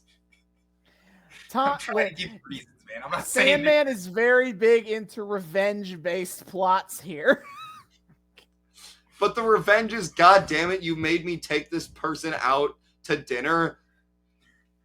He seemed really indignant about that fact. Mm-hmm. I'm gonna get you for like this. Like this is a minor inconvenience, and he wants to blood sport someone over it. That sounds about right. It's the 90s. Actually, it's boomer humor. Don't you hate your woman? I do hate my woman. I do. Yeah. Oh no. I don't want to. I was gonna make a joke about how far that shit goes, but then I remembered that it's a woman I'm talking about, and I suddenly don't want to make that joke anymore. No, I don't think you want to think. I don't think you want to go any deeper on that one. God damn it. Oh no. Yep. So we get out of that one, and then it was Cactus Jack was next, right? Oh, let me see. I didn't write down this time. I didn't write them all down in order this time. ECW Uncensored Hotline. Why the fuck there's so many phone numbers? No, it was Kyle Shearer versus Terry Funk. Oh, did that happen before all these big long string of promos? Anything about Cactus? Okay. Yeah, I did. Oh yeah, you did. I put his real name, Kyle. I mean, I'm sorry. Insider lingo. Insider information. Yeah. I get it. Yeah. Okay. Well, So, then, we have Terry Funk versus Kyle Shearer, who didn't even get an entrance. So, sure, he's going to do great. I mean, he did put up a bit of a fight at certain points. Yeah, I think they play it off that, like, his arm is still injured from the barbed wire match. Maybe. And that gave him opportunities. Yeah, but also they keep talking about how he has like a famous twin brother or something. Ken Shearer, I think is what they said his name was. Think Keith Shearer was what it was. Something like that. It was something with a K. Why would you name both your twins names starting with a K? That's so dumb. Yeah. That's very as we know, Kyle, you only name one of the twins with a K, and that's the one that goes on to be the fail son. Shut up.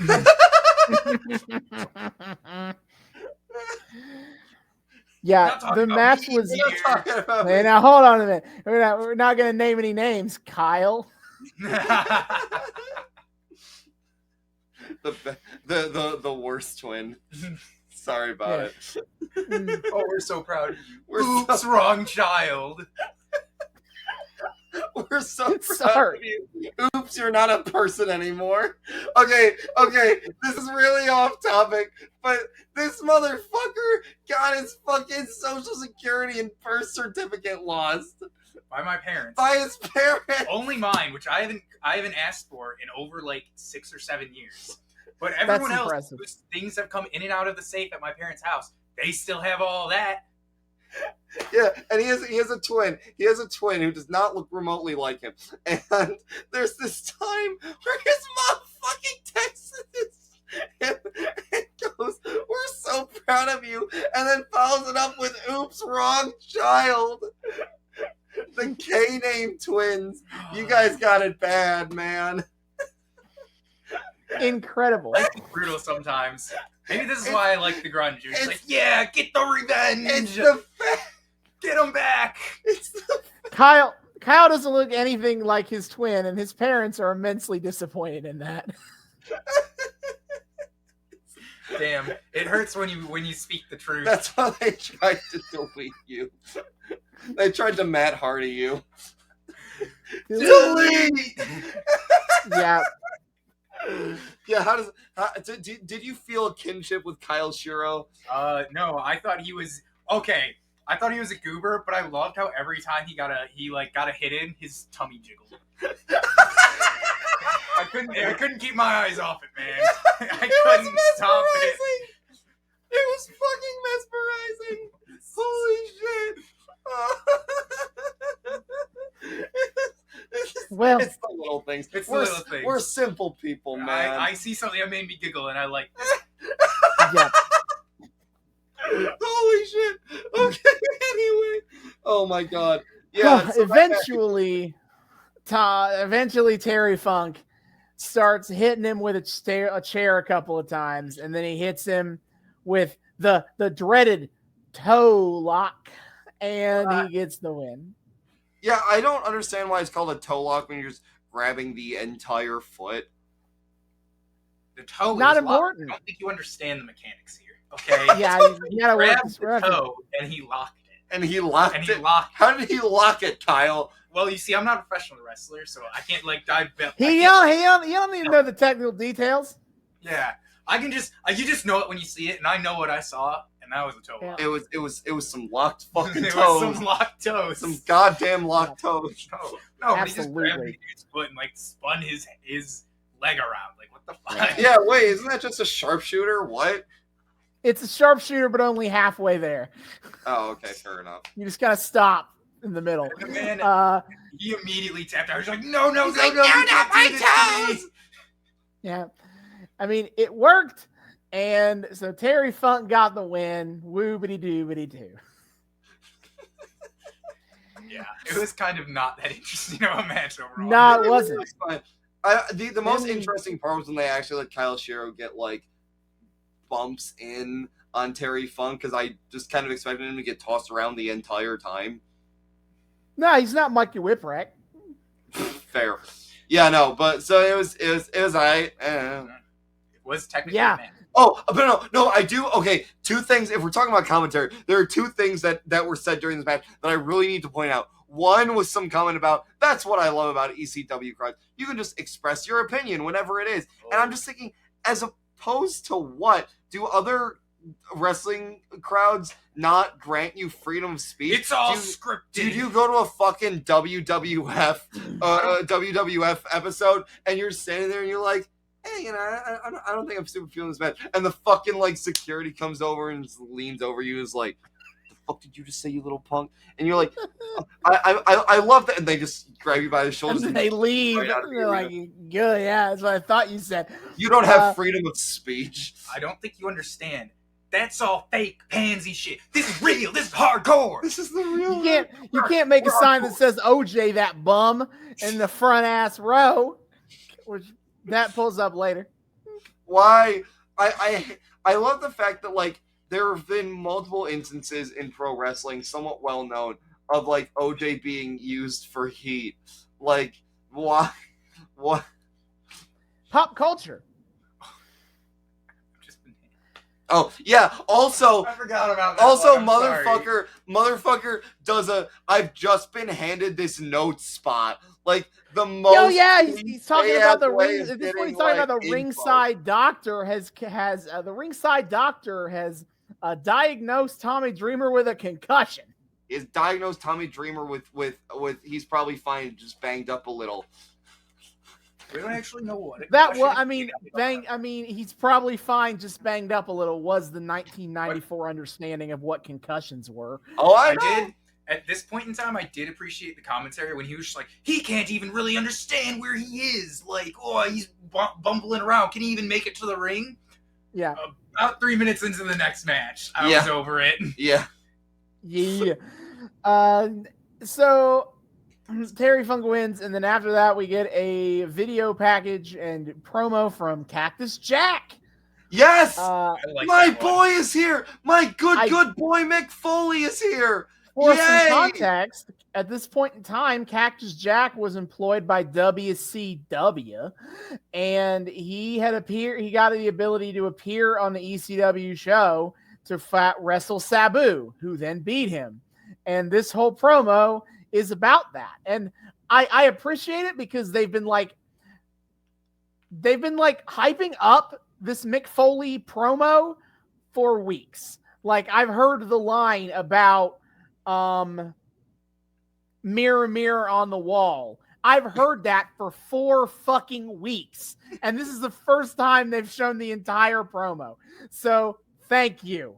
Why were they teasing a promo after this match already happened? Because they were just hyping up, oh my God, Cactus Jack, he wrestled Sabu at our last show, buy the VHS tape. Was he gonna wrestle anymore? Yes, he is still gonna be around ECW going forward. Oh, shit. He challenged someone, didn't he? Yeah. He challenged the Punk. Did he challenge the Punk Boys or something?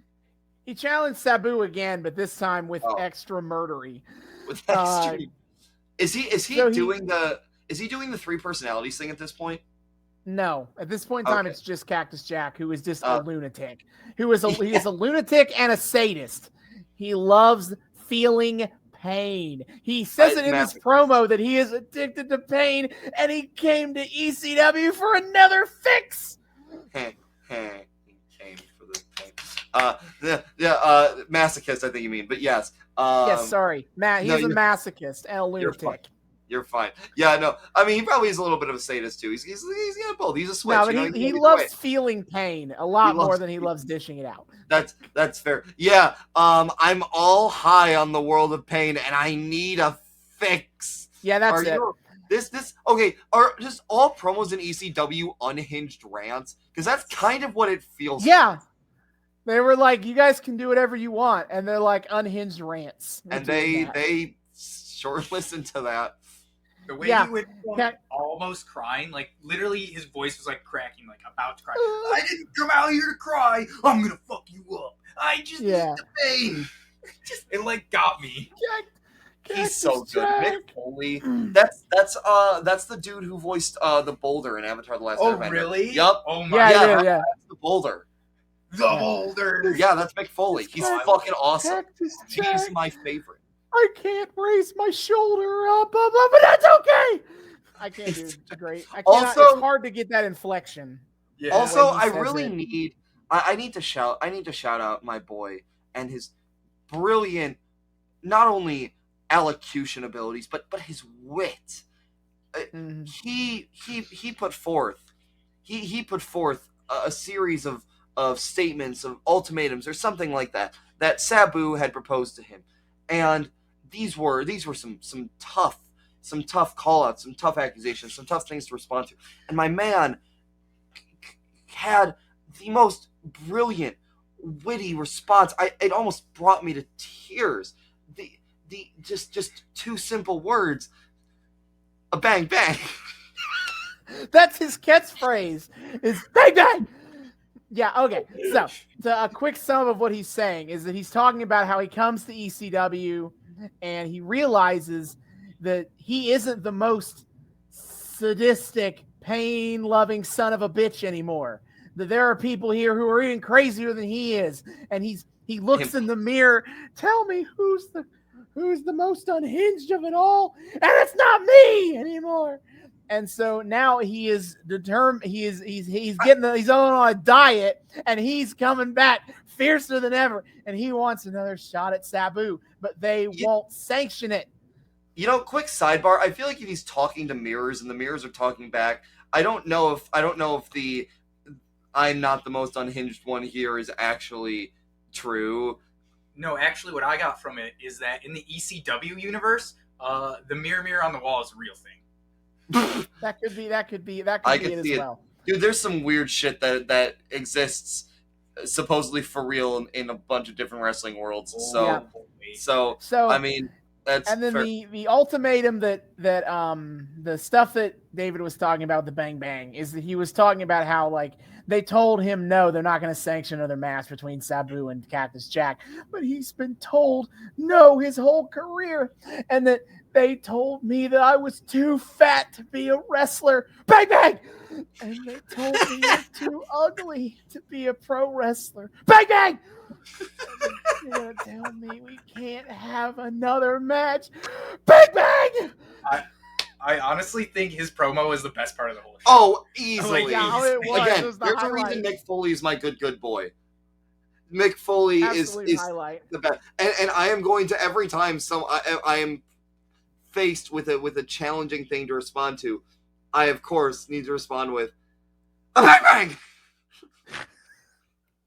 So he wants more of Sabu, and he will be back. And he will continue to be a presence on ECW for the coming time period.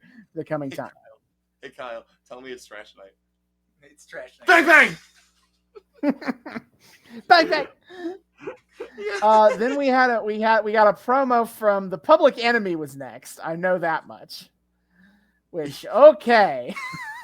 This is what I like to refer to as the too many slices promo. Ooh, boy. Yeah. Oh, I forgot some slices. music. I forgot some music notes. Is that the promo between the woman and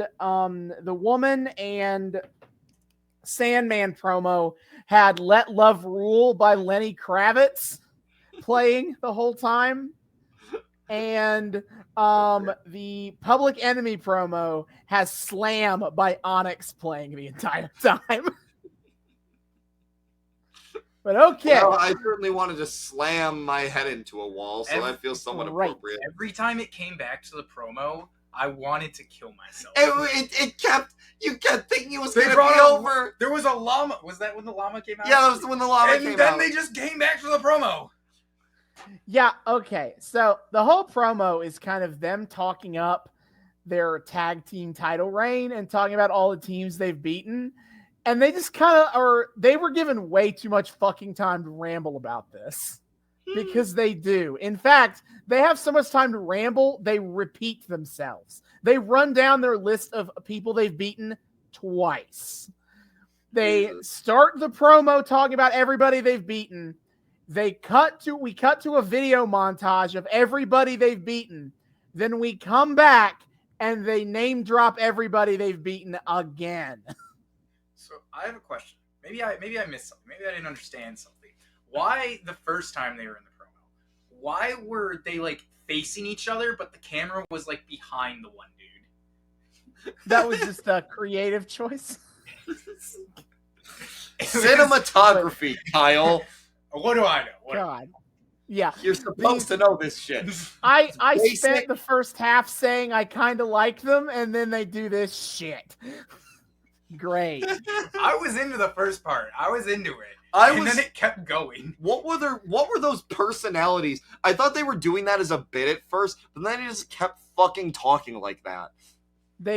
I don't know, man. It's their serious voice and non-serious voice. They also, in between repeating themselves, have time to like shouts out Shane Douglas, shouts out Sandman, shouts out Woman.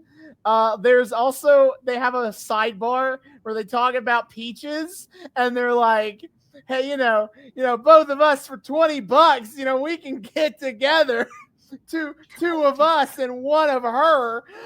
And then they had like that moment where it's like, oh, it's on camera, and they like moved on.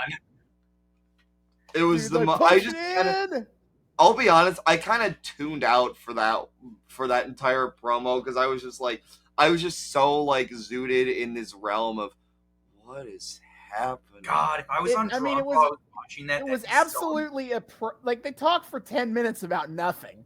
Yeah, and they ended off with just being like, yeah, we're the Public Enemy. We're gonna kill anyone that tries to beat us. Dollar bill, y'all. Yeah, they became brother. You could understand them at the end. They just changed their voices. Yeah. Mm-hmm. That was so weird. I can't. I was very sad that I hyped up the Public Enemy as being not shit, and then they are shit. I think they just had too much time. They didn't know what to do. I'm a press. They did. That was poor. Too much time to fill. They just kept going. They could have given Sandman some more time on his promo. Like, come on. That guy needed it. Pull out Sandman, and he's still fucking doing the scowl face. He's still frozen. I would have loved that. I would have love it. Nah, this company's not nearly self-aware enough for that. Or he's sitting outside the medical tent, or wherever Tommy is, with the waiting fucking to fucking cane. jump him. Yeah, just waiting there. Yeah, I would have loved that. I would get him. So then we get a promo from Shane Douglas and Mr. Hughes, because Shane Douglas and Tommy Dreamer are going to have a title match in the main event. And Shane Douglas makes fun of Tommy Dreamer for getting in Sandman's business and then getting himself injured. And then Shane Douglas does his usual Shane Douglas talks himself up shtick, and he calls out the world champions of WCW and the WWF, which is Hulk Hogan and Bret Hart. And this is classic Shane Douglas to be like, they call themselves the world champion, but they won't face me. It's an open invitation, fellas. Yeah. You know what we should have done? We should have kept track of how many times he specifically name dropped Hulk Hogan. Because I just want to point out how much 4 times. Yeah, drink every time. Yeah, drink every You'll time. be fucking dead in 10 minutes. He's living in that man's head rent free. Like, Hulk Hogan doesn't even know who you are. I hope. Clout chasing, other people's success, living in his head rent free is like quintessential Shane Douglas. Honestly, I'm more convinced to go and watch Hulk Hogan now. Like, oh, he's your competition, I guess. Let me go watch some of that. The big thing to note for me in this promo was at one point he did this laugh, this like, and like the way he did it, like his mouth moved like a fucking Muppet, like his entire like head undulated as he did this, as he let out this laugh. What was that noise? His whole voice feels put upon, and I don't know if it is or not. It definitely is, right? Probably. I would hope. But it's such a weird like he's just like, what is that? Stop it. Get some help. Okay, and then we cut to the ring, where they're in the ring already. Fucking wrestling on my wrestling show. Holy shit! There was only God 15 minutes of wrestling in this entire thing. True. I just realized. Oh my god, the first 2 matches were just beatdowns. If you want to call them wrestling. And then the matches on this episode were even worse than I thought they would be, to be honest. And I already looked at the card and I was like, yeah, this is not going to be a good wrestling episode. So Shane Douglas cuts another promo where he basically just repeats what he said backstage, which fair enough, because that stuff wouldn't have been seen by the live audience. So fair enough, I guess. But why do we have to see it twice? We had the bit this is when the OJ that bum sign came out, that I swear that's what it said, even though Mr. Hughes stood in the way a lot, so I couldn't quite see what it was. But like context of like what I did see, I'm pretty sure that's what that sign said. Also, I want to shout out the other sign I saw during this match that read Shane Doofus. Good job, very clever. Good, very clever, dude. So they do a very classical bit where Shane Douglas is talking his shit. And they're like, Tommy Dreamer has till the count of 10 to come out, or this match is a forfeit. And so him and Shane Douglas and Hughes start counting, and like have 1, 2, 3, 4. And he's like, Tommy ain't gonna make it. 5, 6, and he gets to 8, and then out comes Tommy Dreamer with a big old Band-Aid on his head, so that you understand that he is suffering a head injury. Yeah. The Band-Aid keeps the concussion inside your brain. Yes, that's how that works. Yeah. Also, I want to shout out that it looked like the Band-Aid had some fucking like blood splotch on it, and at one point it flies off during the match, and just like his head is completely clean. Yeah. Yep. Presumably that's from the canings to the head, but again, he is not bleeding when they take it off. No scarring, nothing. Yep. Nope. So then it is revealed that there's no way that the medical staff could have cleared him for this match, but thankfully ECW is ECW is a dirt bag outlaw show, so that even though he's not medically cleared, he's still gonna get in the ring and wrestle. So don't worry, fellas. The main event is safe. He's gonna fight. Some bad shit's gonna happen, and he's gonna go home and like send it. I don't know. What the fuck? was the 90s for. I was gonna say send a telegram, but that's a little too archaic. That's a little too late. I wanted to make a shit my britches on Raw joke, but I couldn't think of a good way to threaten people. So this match, like the first two matches, is just kind of a one-sided beatdown because of the story of it all. Like Shane Douglas is just throwing the fakest punches I've ever seen, and I've watched Shane McMahon throw punches. And well, I'll say the artist the formerly known as Shane McMahon.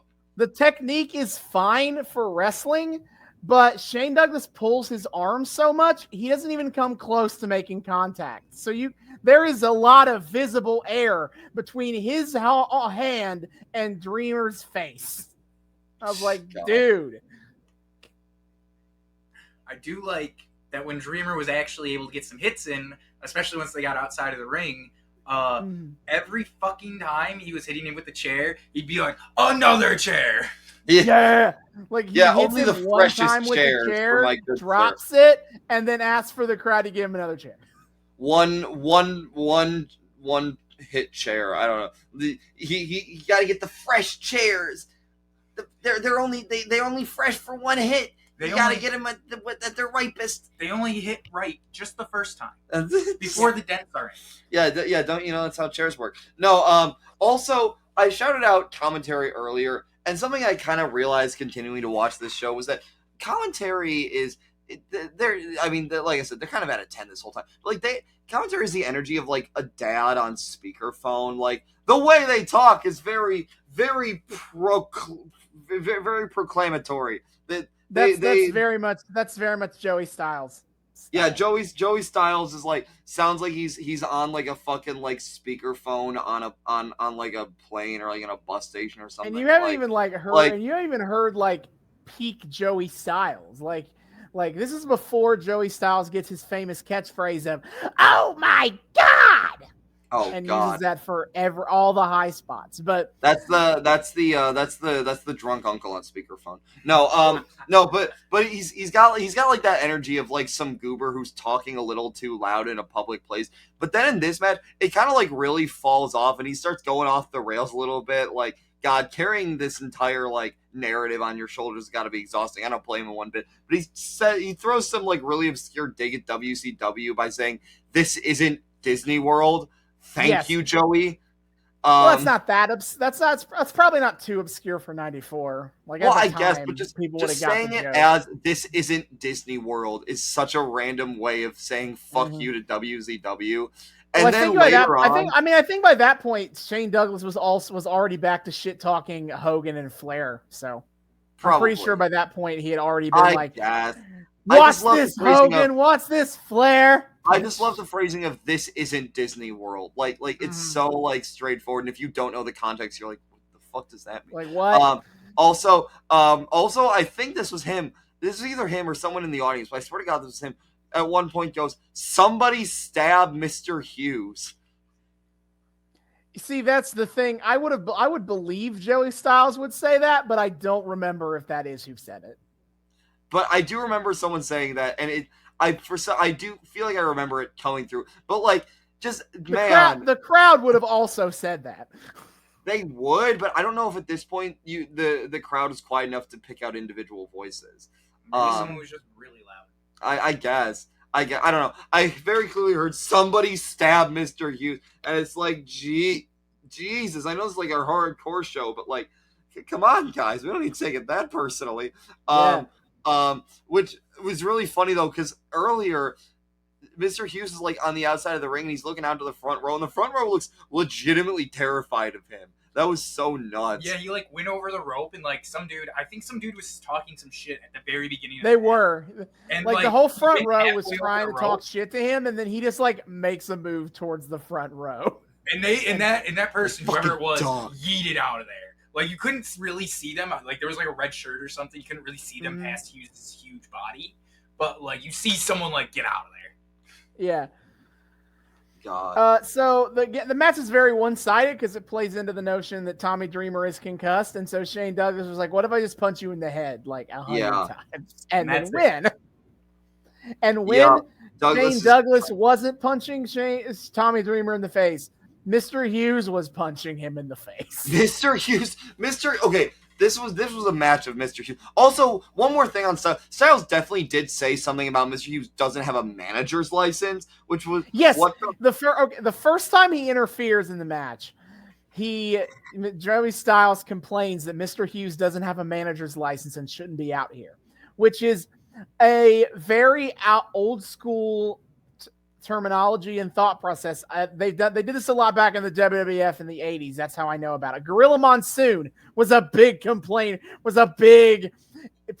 of this when he did commentary. But like the idea is that like whoever is a manager for a wrestler has a specific license to be a manager, much in the same way that a wrestler has a license to be a wrestler. It's all part of the state athletic commission shit that wrestling had to deal with until they were like, dude, this is fake. Shut up and go away.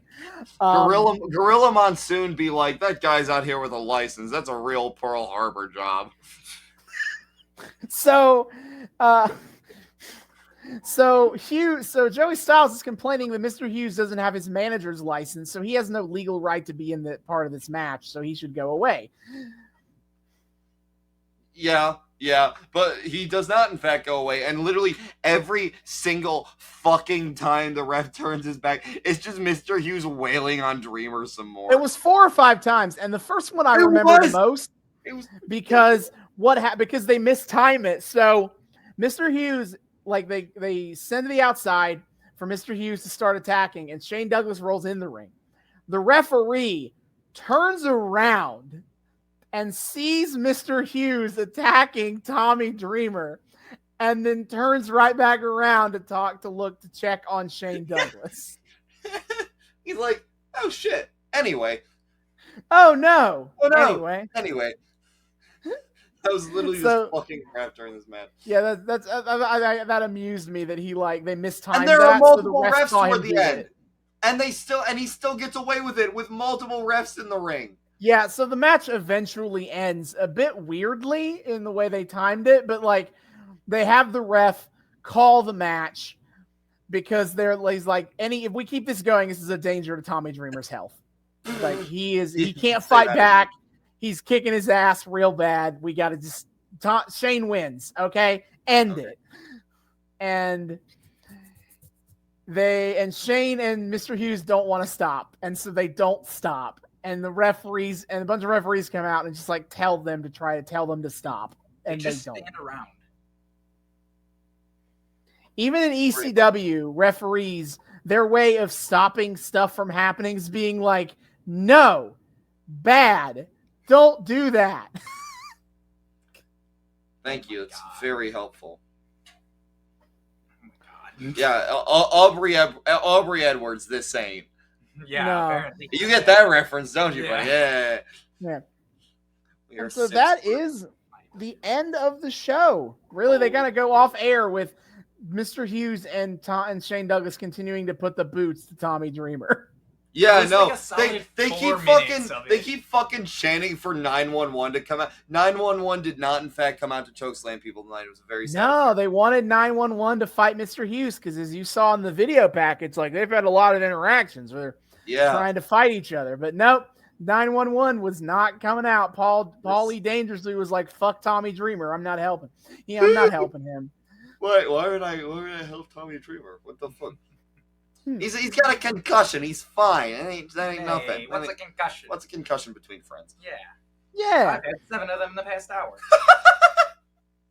So I'm perfectly fine. Look at how I'm handling my money. Yep. And so that is the end of ECW for July 19th, 1994. You know, you're telling me ECW had a peak at some point? Yeah, man. 95 is when that starts. This is before the peak. What changes? What changes in a year? They lean in more into the hardcore stuff, and the characters get a little bit better. Okay. Do they learn how to? They also start getting better. They also start getting better wrestlers. Not like they don't have any good wrestlers on this show, and they're gonna get better ones to get in between all that hardcore shit. But for now, all they got is the hardcore guys. God, does their production value get any better? Little bit, but not significantly. That would have been money. But this is the They did not ECW. have this. True. You This can't is the silver ECW. tongue your way to a better camera.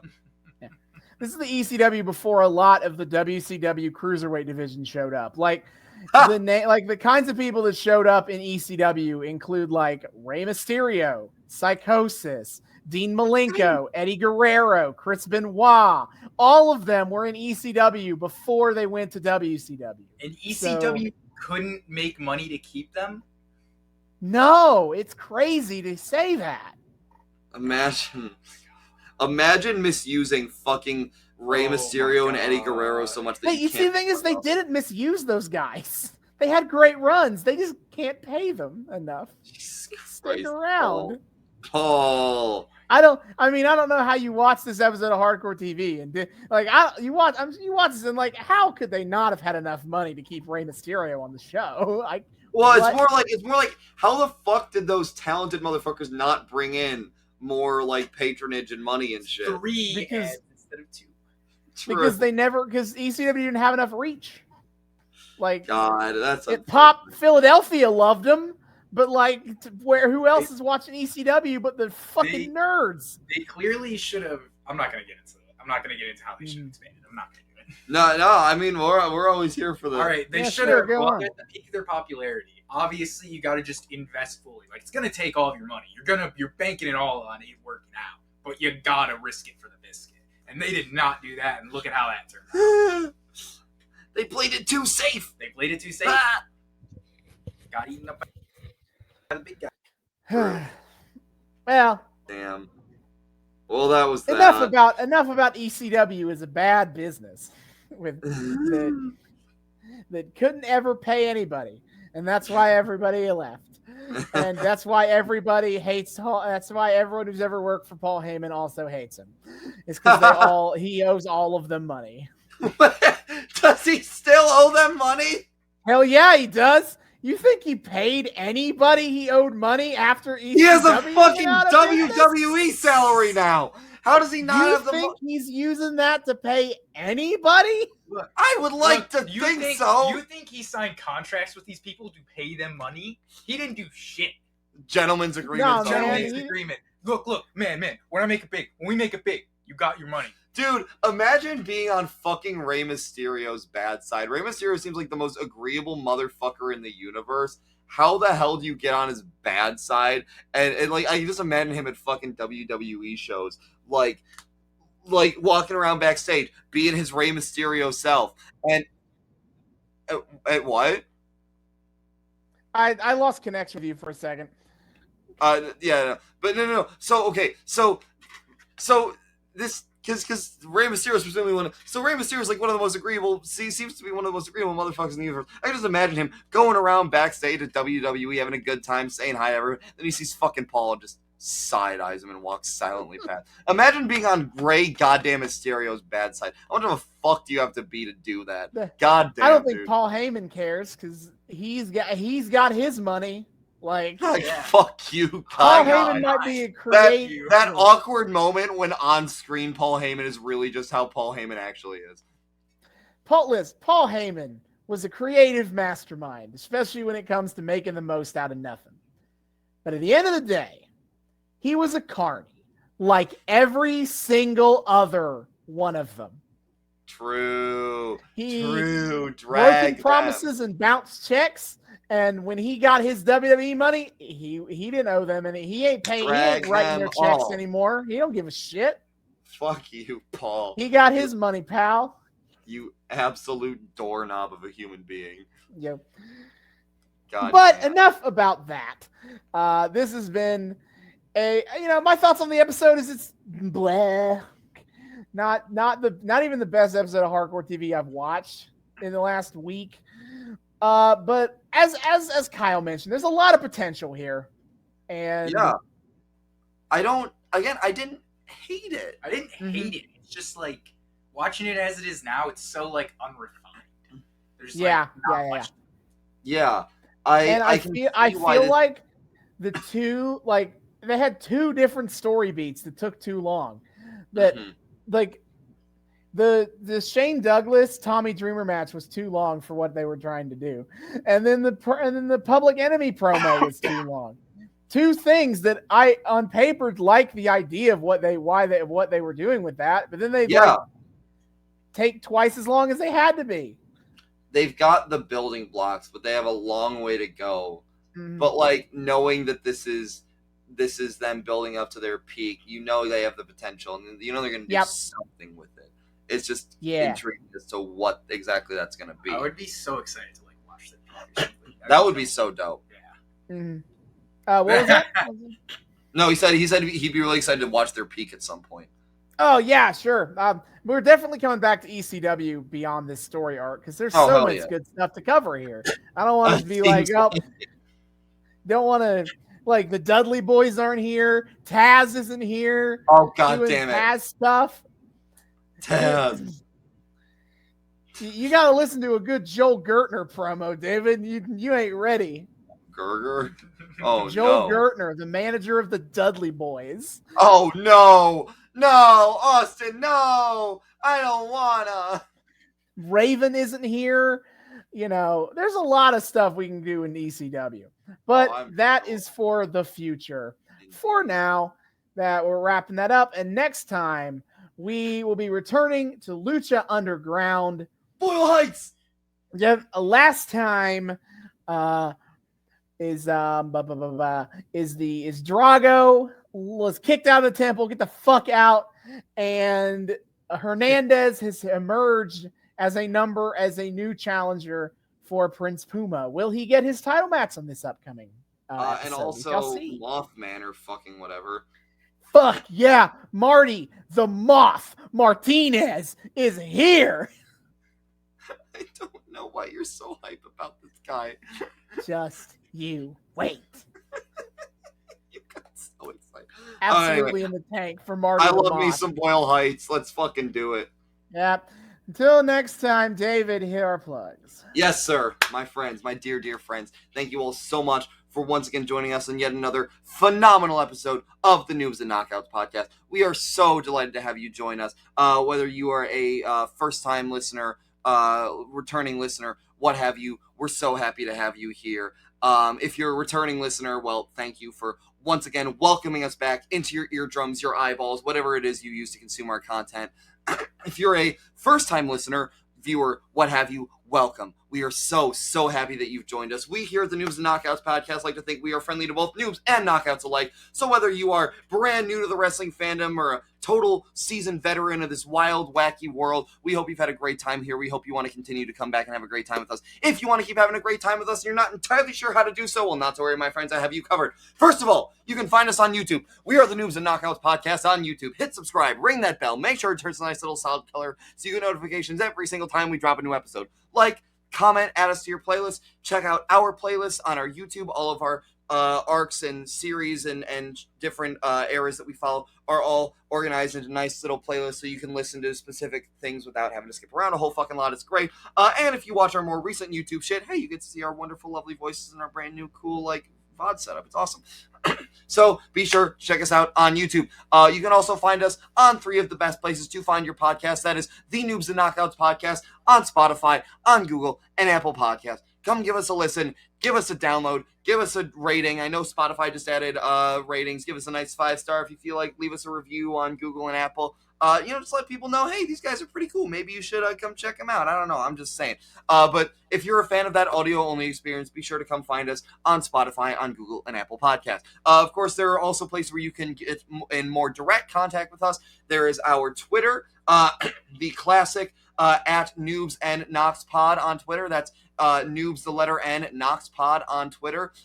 We are on there a decent amount. We like to drop dank memes. We like to engage with wrestling fandom discourse. We, of course, post every single time we drop a new episode so you guys know what the hell is going on, all that good shit. And, of course, the highlight of our Twitter, weekly wrestling live tweeting. My friend, what is on the docket coming up? Of course, as usual, every Wednesday night we are live tweeting AEW Dynamite. 8 p.m. Eastern on TBS. Usually it is up to me, but right now I am indisposed on Wednesdays for the next several weeks, so that is up to David. David is guest hosting, although I'm sometimes indisposed on Wednesdays too, so sorry if we're kind of lax on this recently. Oof.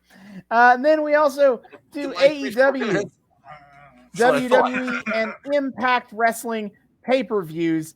Upcoming, we have AEW Revolution. On March 6th. And that so far we don't have any matches set up for that, but that will be coming up. Then next for WWE, technically is Elimination Chamber, but that is one of their Saudi Arabia shows. So we're not covering that one. Fuck you. Fuck Saudi Arabia. And fuck Fuck you, Vince. Fuck you and fuck you, Vince, of course. Naturally, all three. So next up is WrestleMania 38, April 2nd and 3rd. Woohoo, it's the granddaddy of them all. And, maybe a match will be on that show that I like so far. So far, we have Roman Reigns versus Brock Lesnar again for the Universal Championship. We have Charlotte Flair versus Ronda Rousey for the SmackDown Women's title. I can't wait to see the crowd shit all over that one. It's going to be great. And Becky Lynch will be defending the Raw Women's Championship against To Be Determined. Hook, please get some new matches on there. Let's go. Coming up soon. Give Becky an interesting opponent, maybe. Just a thought. Please be Bianca Belair. Please be Bianca Belair. Please be Bianca Belair. I agree. Yup. Please, God. Yep.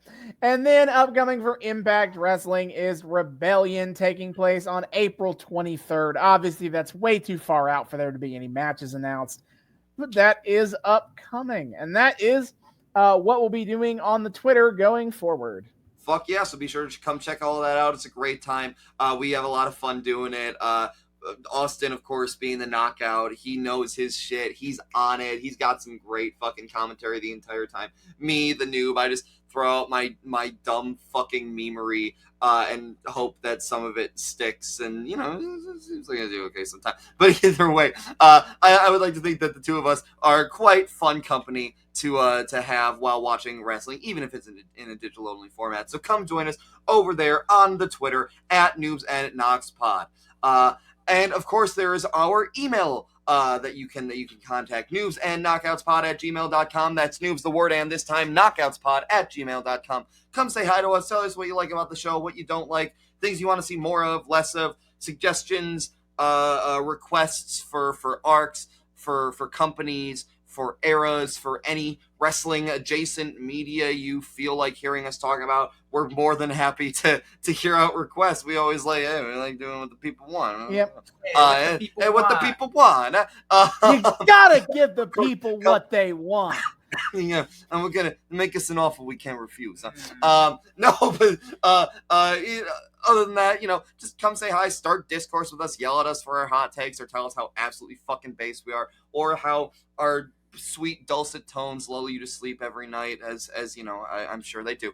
Whatever the case, just come say hi to us. We love people saying hi, and we would love to say hi back. So come talk to us at noobsandknockoutspod@gmail.com. And of course, finally, the Patreon account. We are also the Noobs and Knockouts Podcast on Patreon. $1 a month gets you early access to episodes and a shout out at the end of each episode. And before we sign off, once again, Kyle, thank you so much for joining us. It's been an absolute blast to have you here. I've been looking forward to this ever since we planned this, and we hope to have you back soon. Well, I had a lot of fun. Fucking A, yeah, we got one. Absolutely. Yeah. So see y'all next time. Hasta luego.